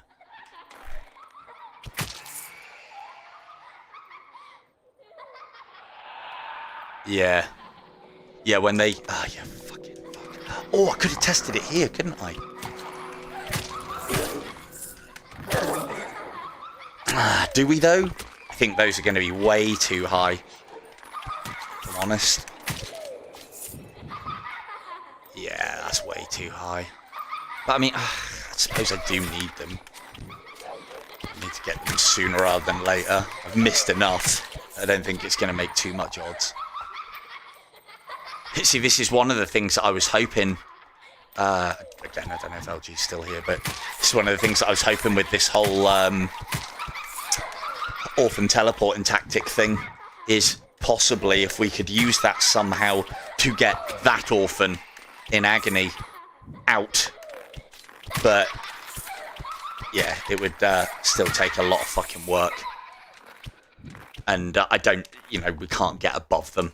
The only thing that you could do is get behind it and then hope that it tracks back up this way. But that's, I don't know, it just sounds like a whole world of hurt to me, just for an orphan. And at the cycles that we're talking about, when they start getting difficult, the points don't even fucking matter on them, because you get more from a Black Knight. Well, we don't need points at this stage. Again, I can't remember if I've mentioned it. If you're the sort of person that wants to go for headshots on Cupids, aim up and right when they teleport in on you. Yeah. When they teleport in on you, aim up and right if they have already started creaking their bow, if you're confident in getting the headshot. If you can be super quick and rattle a headshot off as they teleport, again, you want to aim a little high and to the right. That's how you get the headshot on Cupids when they close in, because a lot of the time you'll find... Just need to kill it. A lot of the time you'll find that you will actually hit the bow or the wings or the body, even though the arrow should be going for nothing but head. It doesn't. Abomination gone. Oh no, stuck in the lava. Of course she did. Like it matters. Oh, the accuracy. Oh, the accuracy.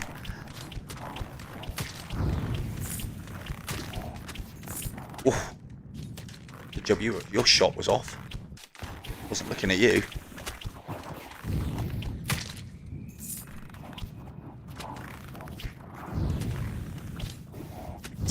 Terrible. Not that I need to be, but might as well.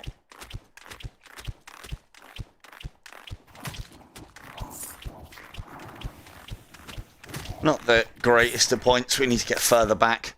It's another reason why this stretch can be quite good with the Incubi for getting points, and another reason why Agony can be a better one for scoring, not just the fact that it is crammed full of Black Knights. Well, not now. Or is it? I don't think it is. I know, right?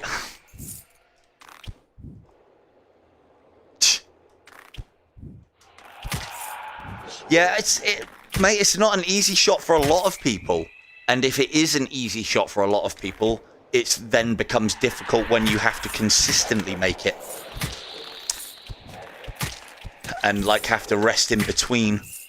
And also, if you're not... The thing is, with Incubi, once you start hitting it, and if you can trap it, and you'll then find that you can consistently hit it. Where it starts going wrong with Incubi is when you miss the headshot and he fires his fireballs. He does a lot of head movement when he fires his fireballs. I've actually used any? No, I haven't. He does a lot of head movement when he fires off his fireballs, which stops you keeping him under stagger. The harder shots are the ones where he's further away and he can go even further, because you have to keep micro-adjusting your aim each time, which, yeah, is difficult, and you don't do it if you don't have to. But again, it's a practice thing, and it just comes with the more shots. Come on now, the more shots you put in, more game time you put in, the easier it becomes. A lot of my one is just, I want to try and score well, but I also want to... Can we do anything with you? Is there any abominations here? This is risky. Right, if you guys can come over here... Yeah. I got someone you're dying to meet. Alright, over here a sec. This can only go wrong, right? Right. Harry, Barry... I would like to introduce you to that guy. Oh, yeah. All that for 2 extra kills. Don't do that. It's ridiculously risky, and it doesn't pan out a lot of the time either.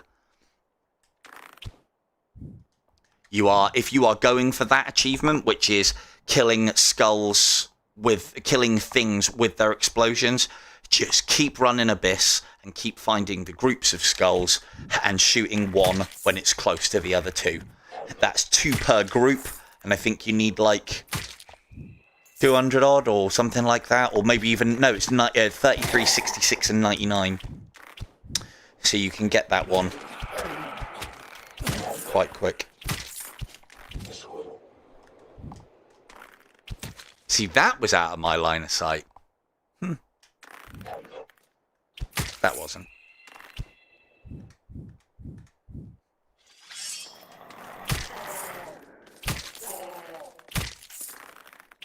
Damn. Damn. Oh. Killed yourself on my shield. Top move. Alright, done all that.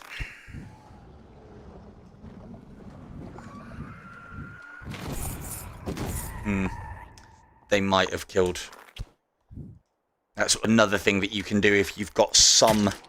It's dangerous to do that when you haven't got the achievement for it, because you've got even less time.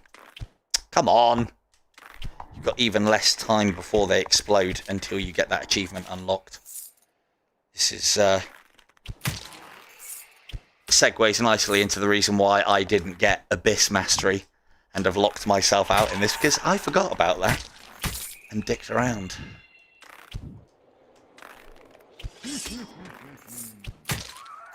So is anyone else going to try the whole 0% then, now that Mr. Echo's doing prizes and such? My score won't count. I won't be playing within that one. I mean, I'll put a score in, but I'll as I did last time, I'll be abstaining from any prizes. But it's if you've got a profile open, it's definitely something to do. If you've never attempted it before, and you've got quite a ways away into the game, it's a very, very nice exercise to see just how far you've come, because everybody always remembers how hard this game was to begin with. And what you don't remember is, or what you don't realise is just how much you've improved as a player until you start a 0% run. I know some people who... starting to do it more often. I know some people who have started a 0% run. I will do in just a second. Sean, I know some people who have got to a plateau within the game and can't actually go any further, and so are locked out at certain achievements and can't get any more. For instance, they have got to a very high percentage too quickly, and so all the colours of the rainbow enemies are after them and they struggle with them. Whereas if you start a 0%, you can then find yourself getting a lot more achievements without having to kill a lot of things over time. And what that can then do is get you more special arrows and more unlocks and more bits and pieces that you can then use. Golden opportunity then. That you can then use to deal with the higher level enemies.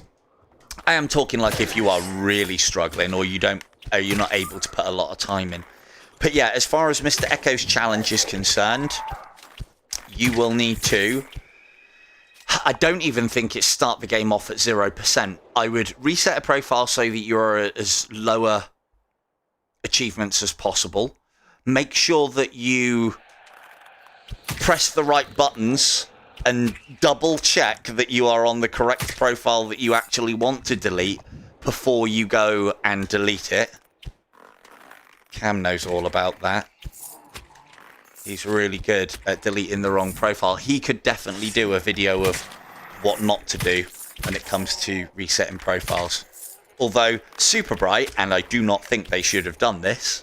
Yeah, that's right, Cam. I don't think they should have done this. I think you should have suffered for not paying attention.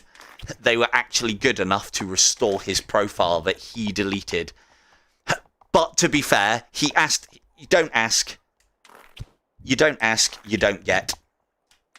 And he asked, and he even said to me, If they restore my profile, happy days. If they don't, it's my own fucking fault, so I can't complain.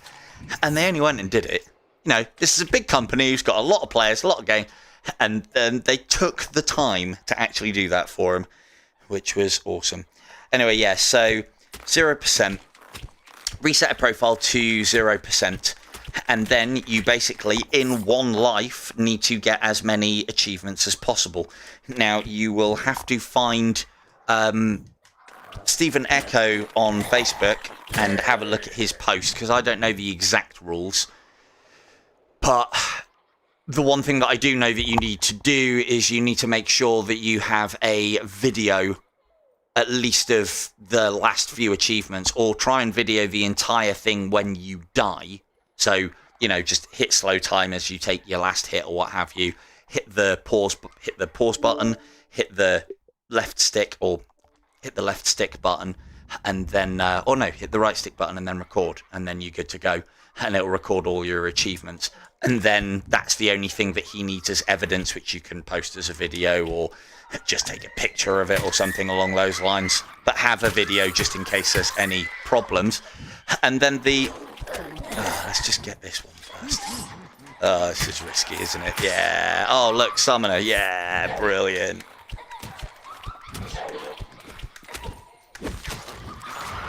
Oof. Where have you gone? Where have you gone? There you are.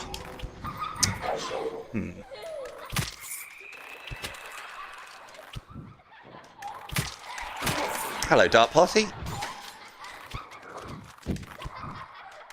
I will explain the whole thing in just a moment. Should really be trying to get this because...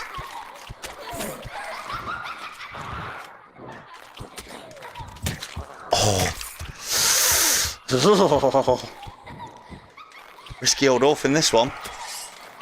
Right, let's play properly.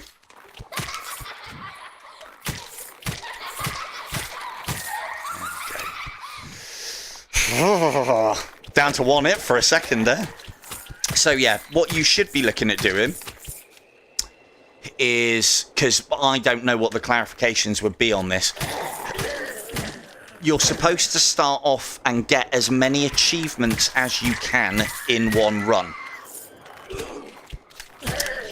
And that doesn't necessarily mean starting off at 0. As I've said to you previously, there are... If I was to plan it, I would have a look at the achievements that I could get that would give me arrows that I could use within the game to get other unlocks. So I don't think the conditions for Cataclysm, for instance, are particularly difficult to hit. I do know that you could kill Anakim, you could rooftop hop through the game, kill Anakim and unlock Tempest, then end the game, start again. You would then have one achievement on the board and begin your... It's then a no... I suppose it's not classed as a 0%. But the whole point is you can manipulate the start to get the things that you might want to help you out within a 0% run. Unlocking something like Tempest isn't actually that bad because you'll lose... Yeah, no worries, Beanie. Doing something like that you would lose the ability... I better go get these bloods whilst I'm chatting. You would lose the ability to unlock Tempest, so you will have locked yourself out of one achievement. But if you use Tempest, you will gain that achievement back because you would be able to unlock and potentially use, because it should work the same as Winter's Bite, you'd be able to use the actual upgraded version of it. In fact, unlocking Tempest is a really good idea at the start because you can unlock 2 achievements out of that one arrow, and they're actually quite easy to do. So these, when I said about if I was going to do this, I would have planned it, that's one of the things that I would have done. I would have gone straight to Anakim, I would have killed him, that then unlocks Tempest. I would have done that as slowly as possible so that you don't unlock any other achievements. I also...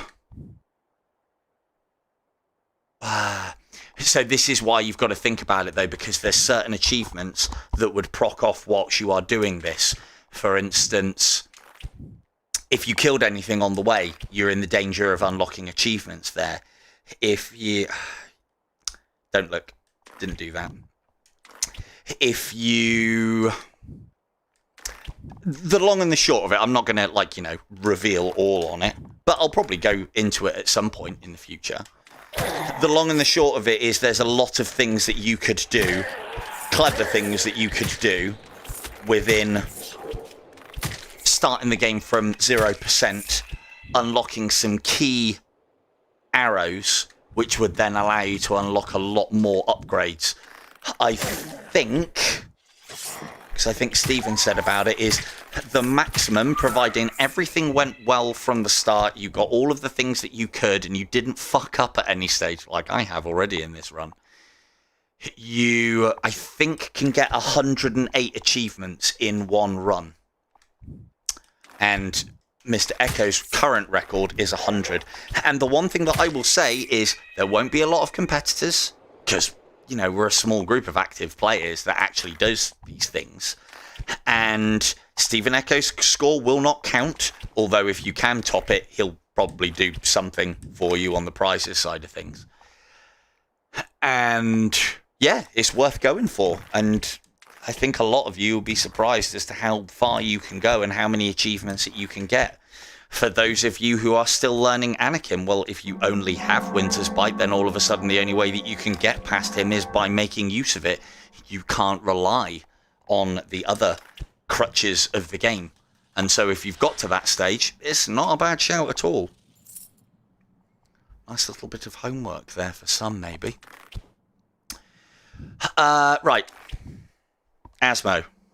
What have we got to remember to do for Asmo? I'm going to go into Asmo. We're going to save. Because to be able to get all of these skulls on the Exploding Skull achievement, you would have to be able to get to at least not missing any and making sure that the one always explodes to others.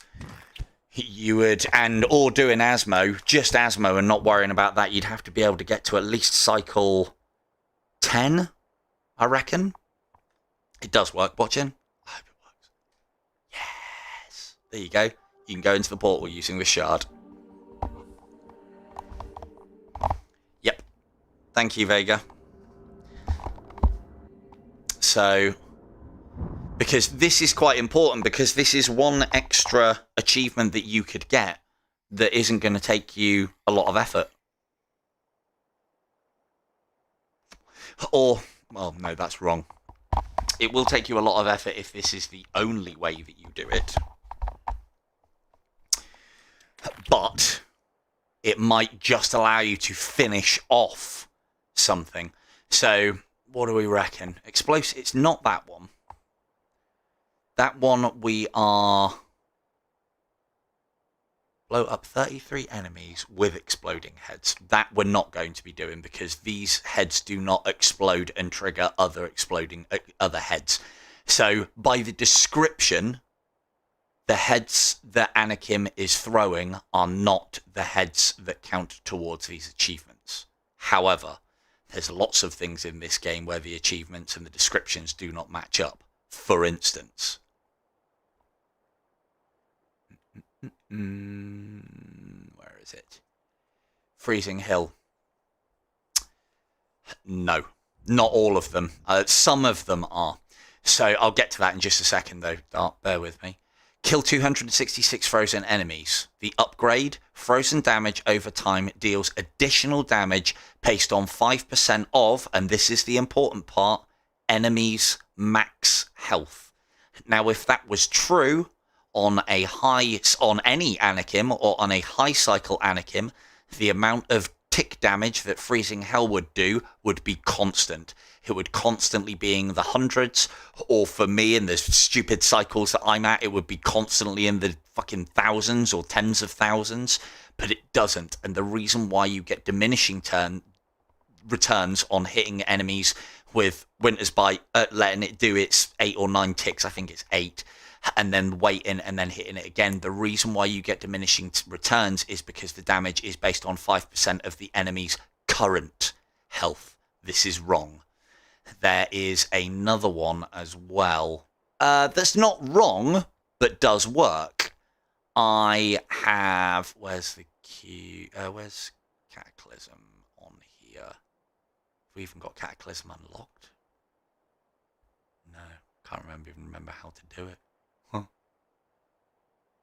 So that would probably make Cataclysm quite a difficult one to unlock. Oh, there's Incursion. We could use that for something. Turn to Ash. Killed 666 enemies with Cataclysms. That, I found, last I checked, is also wrong. It's actually kill 666 enemies with explosions. So, Incursions counts towards this, and Cupids counts towards this. In addition, Cataclysm bonus damage, I think, works with this. Another one as well that I know of is, like, for instance, I mean, the Hellfire one is a little bit more obvious. Hang on, we've got to go back. I need to have a proper look at that. I don't think it'll work, but I'm prepared to spend as long as I can be bothered to see if it does. Oh, there's my game. I was getting a bit worried then.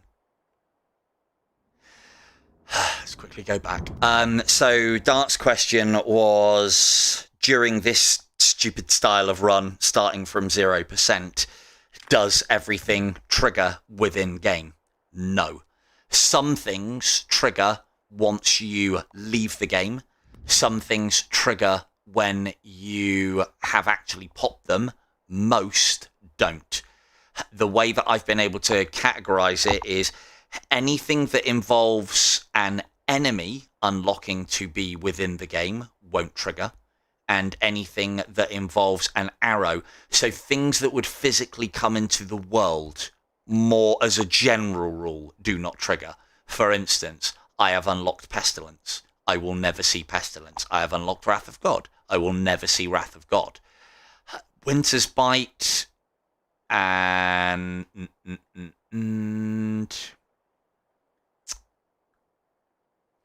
Winter's Bite and Wildfire and Needles are in the game. Barrage of Needles are in the game to begin with. You start off being able to get those arrows, so that then means that you can get the upgrades. Upgrades, if you can meet the conditions for them, will trigger. We actually found that out live because I was a bit concerned that without freezing Hell's 5% enemies' current health damage, it would take a very long time. We'd still be able to do it, but it'd take a very long time to do higher level Anakims. There are exceptions to that rule, but as I say, as a general rule, a lot of things won't trigger.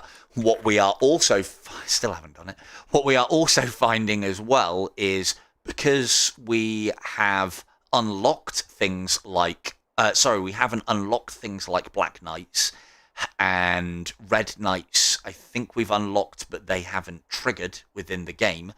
The spots that are reserved for them in certain levels will be replaced by other things. Red Knights, Black Knights can appear, and the different coloured monks, regardless, can appear in the different cycles of Anakim. However, during Abyss, the enemies that are supposed to be there, say Red and Black Knights, can be replaced with Skeleton Warriors, Banshees, even Summoners, and all sorts of nasty stuff.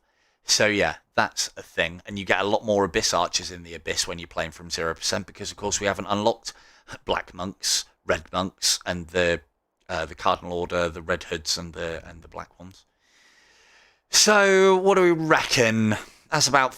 what is that? That's about just over 2/3, maybe no, not 4/5. I'd say that's about 2/3. So I would say we're at about 150. We're going to get another 20 heads just by taking Asmo out by standard. So If we say we're at 150, I will kill 50 Hadoken skulls, and that should see some movement on the bar. Someone please remind me to go and check this. Because I'll forget. I'm just here to do the testing, not the results.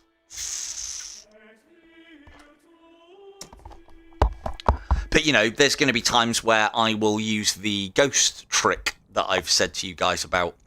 If I am particularly close to getting enough ghosts to trigger the next level of ghosts. Salty Aquarius is Travis. He jumps into the chat from time to time. He's very good. He's very good. He's very good, and one of the little things that I've discovered has allowed him to get a little bit further, which, for fuck's sake, because that means then I have to be able to get further as well. But, you know, it's all about pushing and going further. But yes, it's not hacks, it is a real score. That score's actually quite low in comparison to last season's winner. I can't remember what LG got, but I'm sure it'll tell us. I think it's like 70, in the 70 millions, something like that. Possibly. Is it that much?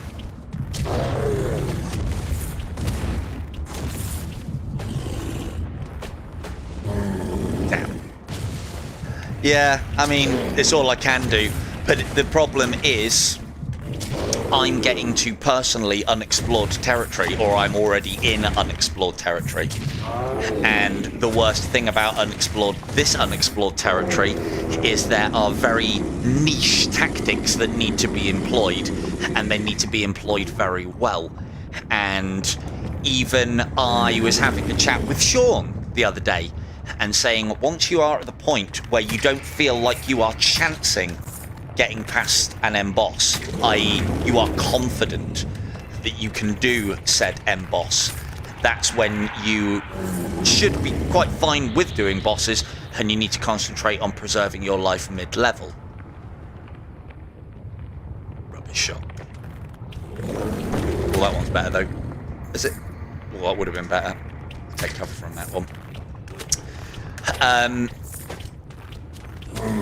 I am very much at a point now myself where I feel like going into Asmo, I am chancing it, because the way I am playing it is a little bit different to others in regards of the fact that I refuse to change my quiver as it is at the moment to take explosive arrows with me, because I don't need them for anything else, and I have another way to deal with this guy, which involves being here, having him behind me, looking there, and him hopefully teleporting across.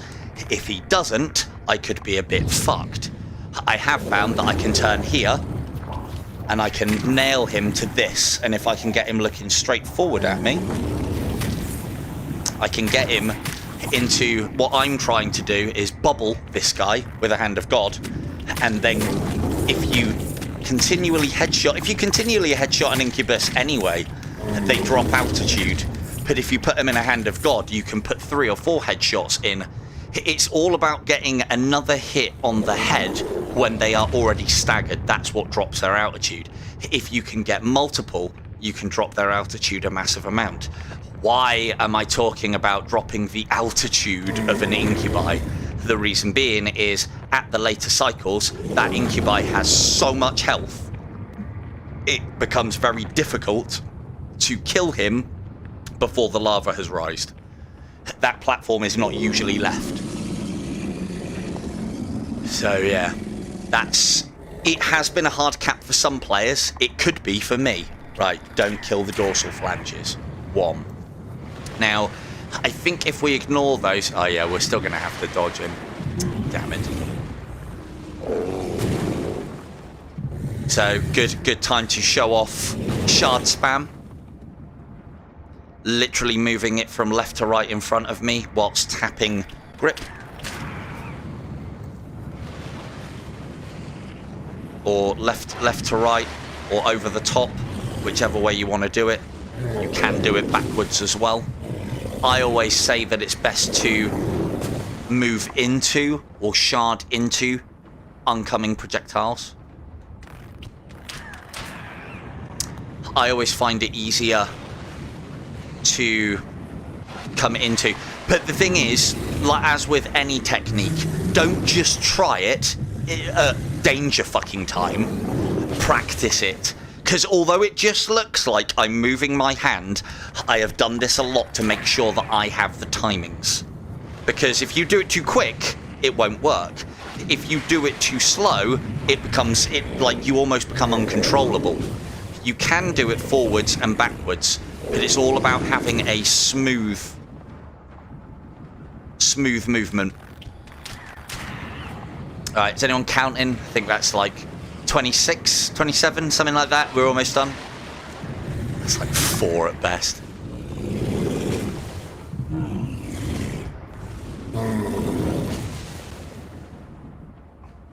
And the reason why I moved into... I do the same with axes as well. I always move into their projectile. All right. Cool. Well, you're learning from the best. There are times where you will have to move away from it because you've messed up or pissing about or what have you. But as a general rule, move into things. As I say, I do that with axes because it can become very confusing when they are arcing towards you and the arc still looks like it's coming at you. It can be very confusing which way to move. If you move into so if the arrow is coming from left to right and you move into it, it'll get to that point and then it'll always be moving away. Whereas if you do it the other way, there's times where you don't quite know where you need to be, and then it becomes too late and you end up with an axe in your fucking face.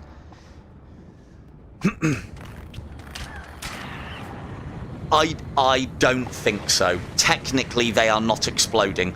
But then, maybe they are. We don't know, because we've never been able to destroy another enemy. We've never been able to destroy them with enemies near them. And the ones that he does at the start, well, they do have a radius, although they don't blow each other up. But again, the thing is, like, you know, the game might consider them, it might not. This is where we find out. I mean, to be fair, there's much easier ways to find out than this, but... You know, what better time to try and chat to you guys whilst this guy... Rah, rah, rah. You know, perfect timing, I thought. As I was saying with the sharding thing, you can forward and backwards that as well. Press that up.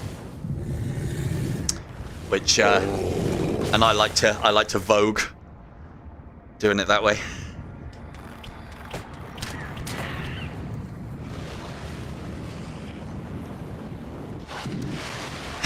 Well, this is it. This is why we test. The goal here is we are killing the skulls, his Hadoken skulls, to see if they register as exploding skulls. I don't know anybody who's done this. I don't know anybody who's tried this. I don't know anybody who has registered or reported this. The likelihood is it's because they don't fucking count. But then, as we know, there's people that might come across these things, not deem them useful, and not say about them to anybody. Hell, even I've done that, as I've said to you guys previously.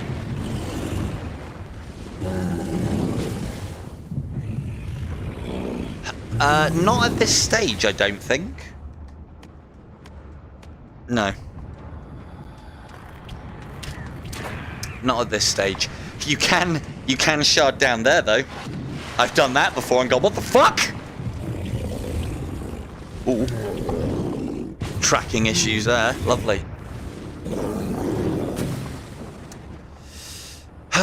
What's that? About 100? 150 maybe? Ah, I guess so bored of testing.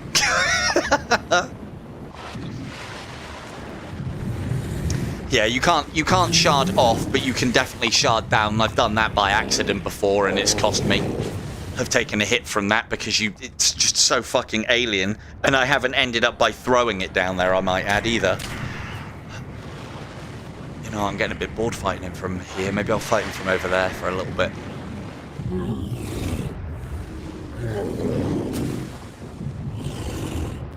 This is where this stream all goes wrong. Yeah, see? Look at that for a crazy angle, huh?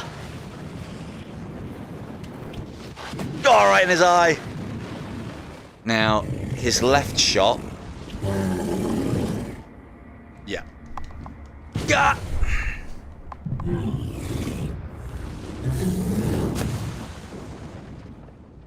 Very good for headshots. I can do you one better on that, Duck Party.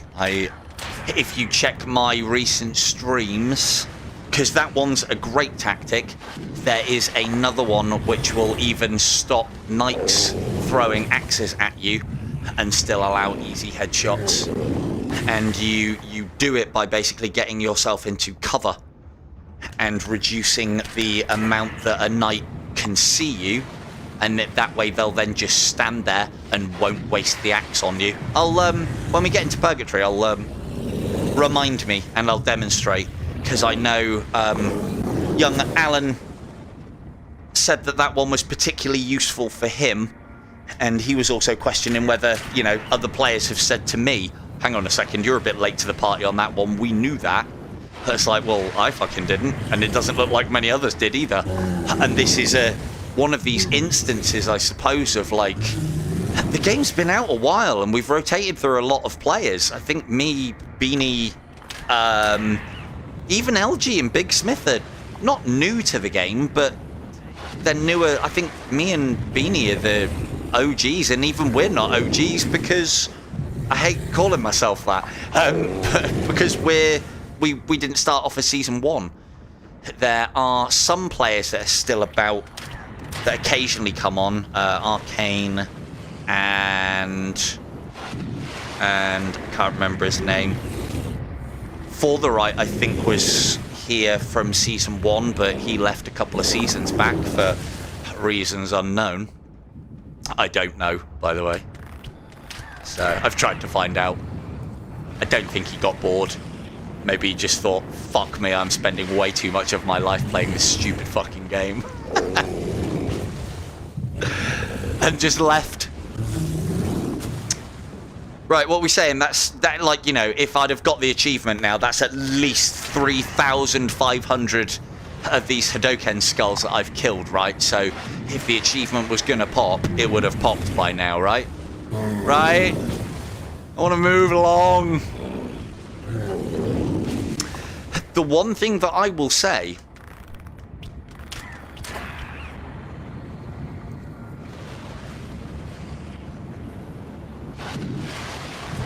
no, you're not wrong. It is easily the best VR game. Right, well, we'll do... I don't know how many that is, LG, but... yeah, he is getting pretty loud. So... let's get this done and then see what our bar looks like. I don't think it'll have even moved up at all, which then confirms that every single skull at Asmo is not the skull that we're looking for. Or the droids. But hey, you know, these are the hours and hours of things that me and others have done, and try and post the findings so that other people don't have to.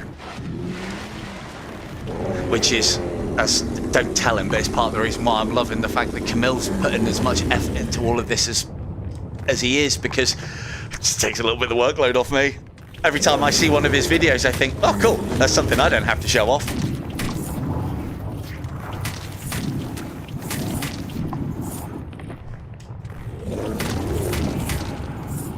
Look at this. Bastards.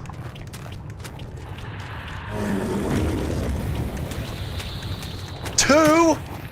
Silver, you never said anything about two monks. What do we do now? The fuck are we supposed to do now, man?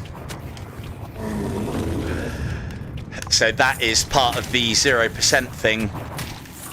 Procking off quite badly there. Or not great in our favour anyway. I don't know why it does that, because it's usually just abominations and And we steady on. Bit fucking close on it. Start on the left. That one takes the most hits.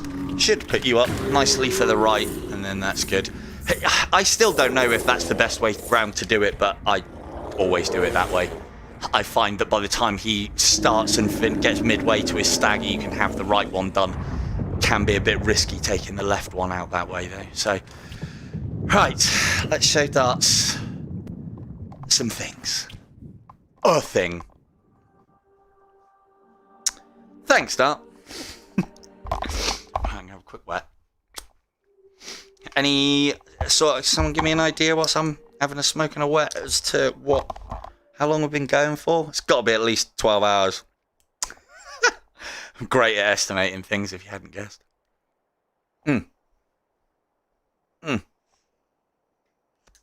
Give me my pointer. I want to go and have a look.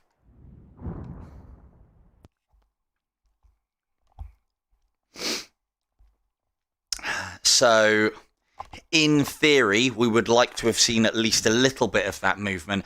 But even this would be inconclusive because we don't know which ones count and which ones don't. 2.5 hours? Shit. How much have I got left? Fucking hell. I tell you what, you lot make fucking time fly. Jesus. Right, so.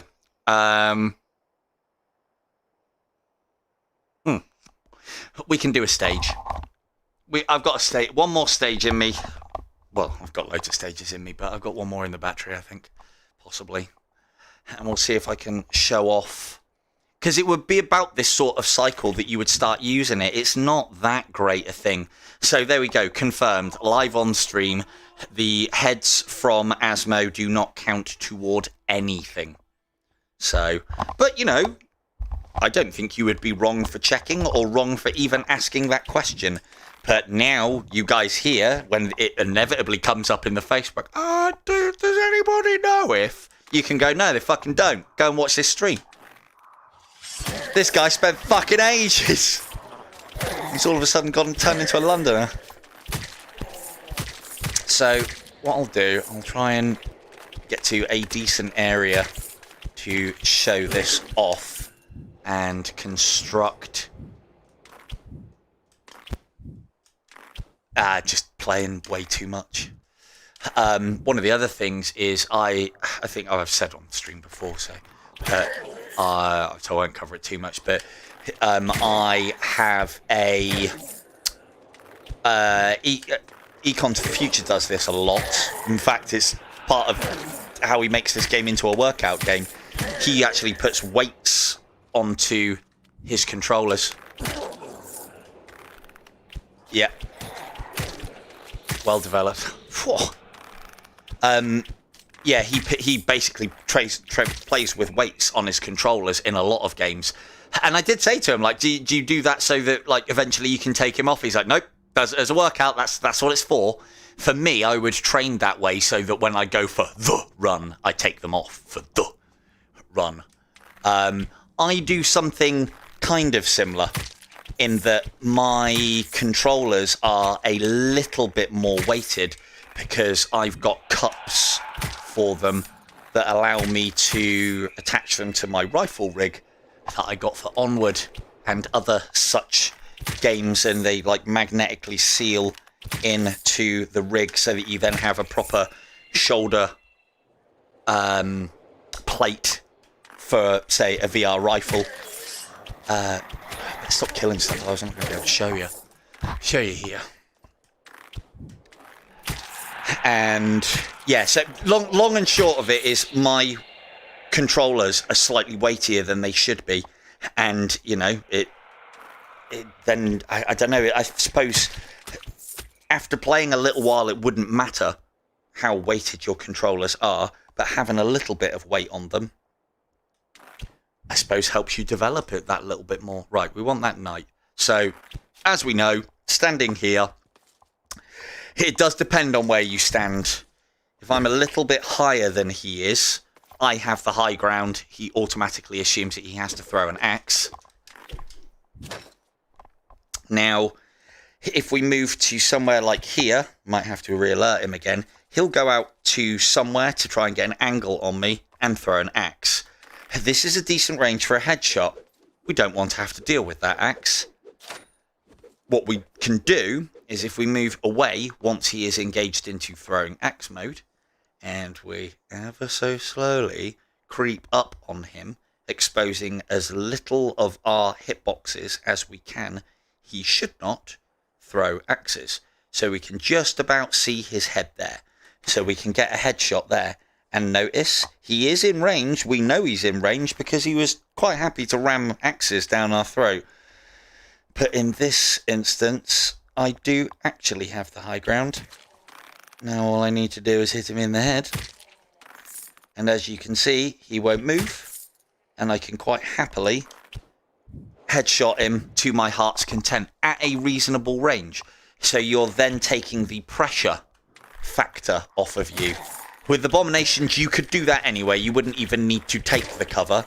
Although Abominations do have a tendency to try and run underneath. I know, right? The other thing that you can do is you can use these buildings. I'll show that off next. It does not work with archers. Camille thinks it works with archers. I'm telling you it doesn't, and I will wait to see his next live stream where he shows it all off.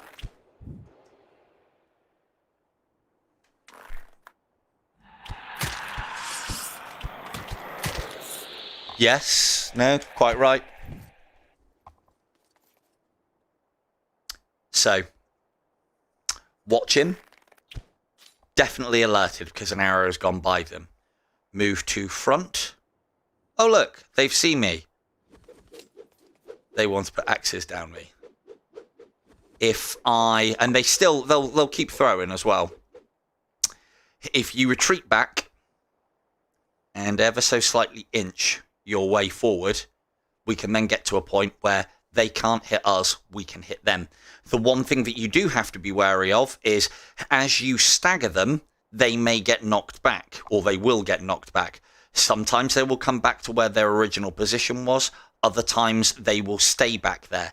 Because you are then exposing more of what I believe is your hitbox, which is your upper torso and your face.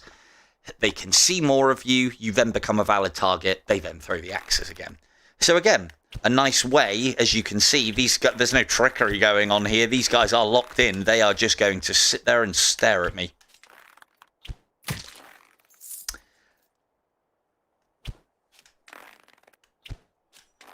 I will in just a moment.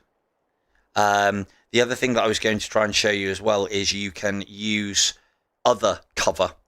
So note here, I am close enough to have an axe thrown at me. Hang on, Vega, I'll come to that question in a minute and then I'll answer darts. So I'm close enough now to have an axe thrown at me. Still now, and these ones would get me, but you'll see that I've reduced my profile to him with this cover. Might make the shot quite difficult, but what you can also do is you can press the duck button or lower yourself in real life as you're actually supposed to do, because there is no duck button. We'll save that for Rick Bess's purposes. And then you could take your shot here. Note how a lot of my... we're basically making effective use of cover. And because we're making effective use of cover, like this is probably quite weird. But you can shoot through it, but it is blocking... It is blocking a lot of what he would normally track on me as a hitbox. What did Vega say? I'm sure it was... Oh, sorry, I keep on calling... Sorry for that. I keep on calling you Dart because my woman reads you out as Dart. So, what is it? Vidat. I will correct myself on that, but expect to be called Dart for at least the next 6 streams. Vega, do you find AAAs die faster or about the same? I mean, I've got rechargeable... Because this is a quick one. I've personally got rechargeable 1.5 volt batteries. The reason why I use 1.5 volt is that's what the controllers are designed to work with. The problem with the fact that these controllers are designed... Oh, there you go. Well, it might be because my English woman is reading your name out as Dart. So, I'll demonstrate what I wanted to show off to you again here as well in just a second. As far as the... so this would be actually making use of this. But yeah, as far as the batteries is concerned, I use 1.5 volt. I am aware of my battery on my actual headset as well. Quick look, we're good. Darth the Dart, there you go. 1.5 volt batteries in my controllers. I think they help with tracking. I mean, I do everything that I think helps with tracking. I've never really put it to the test because it's very difficult to test. But 1.5 volt batteries, the one drawback with them is when they are done, they are fucking done. You get no warning, they drop out, but they do seem to last longer. They don't, like, if you look at my battery controllers now, you will probably see that they are both at 100%. There is no fucking way they're at 100% because I've had these in for a good couple of days and I've been playing a lot of Into the Radius. Anyway, so before I get onto the aiming technique, because the thing is, you guys might be able to see it a little bit better now because I've right-eyed it. But if we come up here and get to a point where he can shoot us, here. Now, there are going to be times where you can't maneuver yourself to a point where, like, you know, let's say, for instance, this is the limit and we can't go any further back. If you reduce your profile by ducking, you'll then get the same effect. And we'll see that he'll just sit there. Now, the other thing I'll try and do, let's end his adventuring days. Try and knock him back a little bit. Stupid. Fucking hell, his adventuring days are well and truly over. There you go.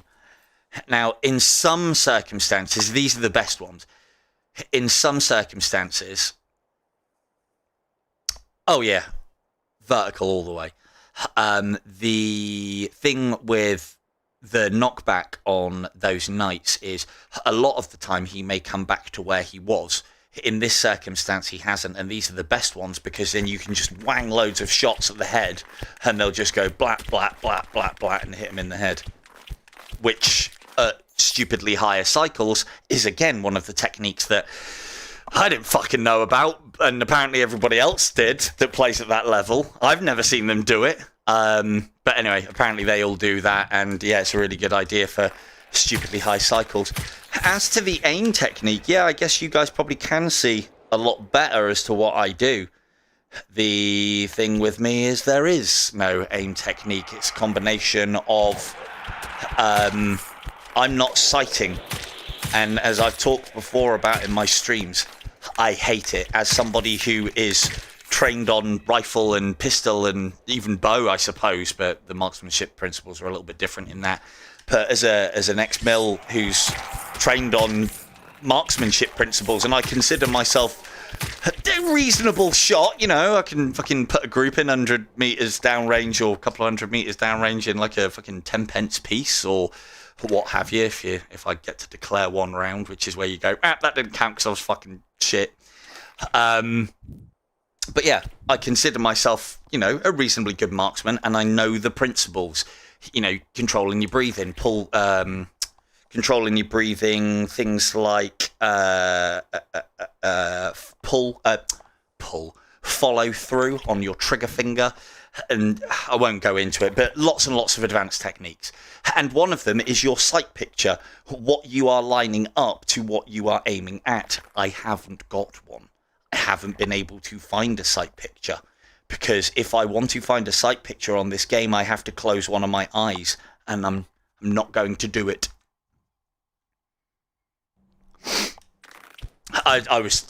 Don't be impressed. I was only like I was SAS Saturdays and Sundays.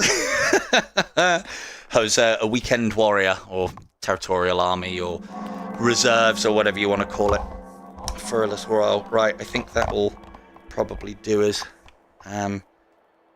because I'm getting awful low on the old battery life. Let's go and check our achievements. see where we're at. See what else lies in wait for us.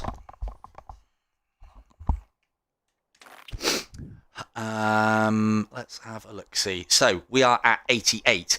Now, the one thing is when we die, we will get the "you died" achievement. So we are actually always +1 as to whatever that total is. I would like to get that above 90. So what have we got coming up next? I think we're going to need another one of these, another run. It fucking almost ended in Abyss, though. Chasing that orphan was fucking stupid. So we should be able to get that in the next pit. I don't think we need more than a cycle's worth of incubi, so that one should happen. We're getting closer on Cupids now, which having come through Abyss. So if by the end of Paradise Lost, I reckon that'll be pretty close to the top. I think we might try and play the farming Cupids game on the next Asmo. That's going to be a lot of fun. I'd rather do it now on... Oh shit, Cycle 7. 1, 2, 3, 4, 5, 6, 7, 8, 9. Well, that's a fucking lie, isn't it? Because we've still only got 6 blocks of life. So we are now at the stage... I didn't even fucking trigger that. We are now at the stage where we are at 2 hits and dead. I was hoping to be able to get to 1 hit and dead, but that may be way beyond me based on what's happened so far. So we're going to need a lot of Banshees. That ain't going to happen, I don't think. We are going to need a hell of a lot of abominations, and I'm not going to subject... I could get that, but I'm not going to subject you to it on a stream, because that's ridiculous. And to be fair, I should have got it before now if I was going to. Might be able to get that one. Might be able to get that one if we can get a couple more Abysses. I think the Knights is going to be beyond us. We can load into the game, kill the ghosts at the pit, load out of the game, load back in, and kill the ghosts at the end of the pit. We could technically do that to get all 1,701 ghosts, which at this stage would give us another 3 achievements. Do you want me to do that? Because I fucking don't. Like, if you... yeah, that can be the next time that we're watching Beanie in one of his punishment streams. We could tell him to get fucking 1,701 ghosts in the same run. That's fucking torturous. So, might be able to get that. Possibly that one. We are getting to the point now where I have very much snookered myself with the way that I have done this, in that there are achievements that I have locked myself away from because of how I have started and how we have gone. As I said, with a little bit more planning, we can get more. So, it is getting late here. Thank you very much, Dart. Most appreciated. And on that bombshell, thank you all very much for your time. Thanks for joining me. I think we'll do at least one more of these, and then we'll have a look at a 0% from Siege of Heaven run and see where we go there. But yeah, other than that, thank you everybody for watching. I've been Silver Tongue Devil. Good night.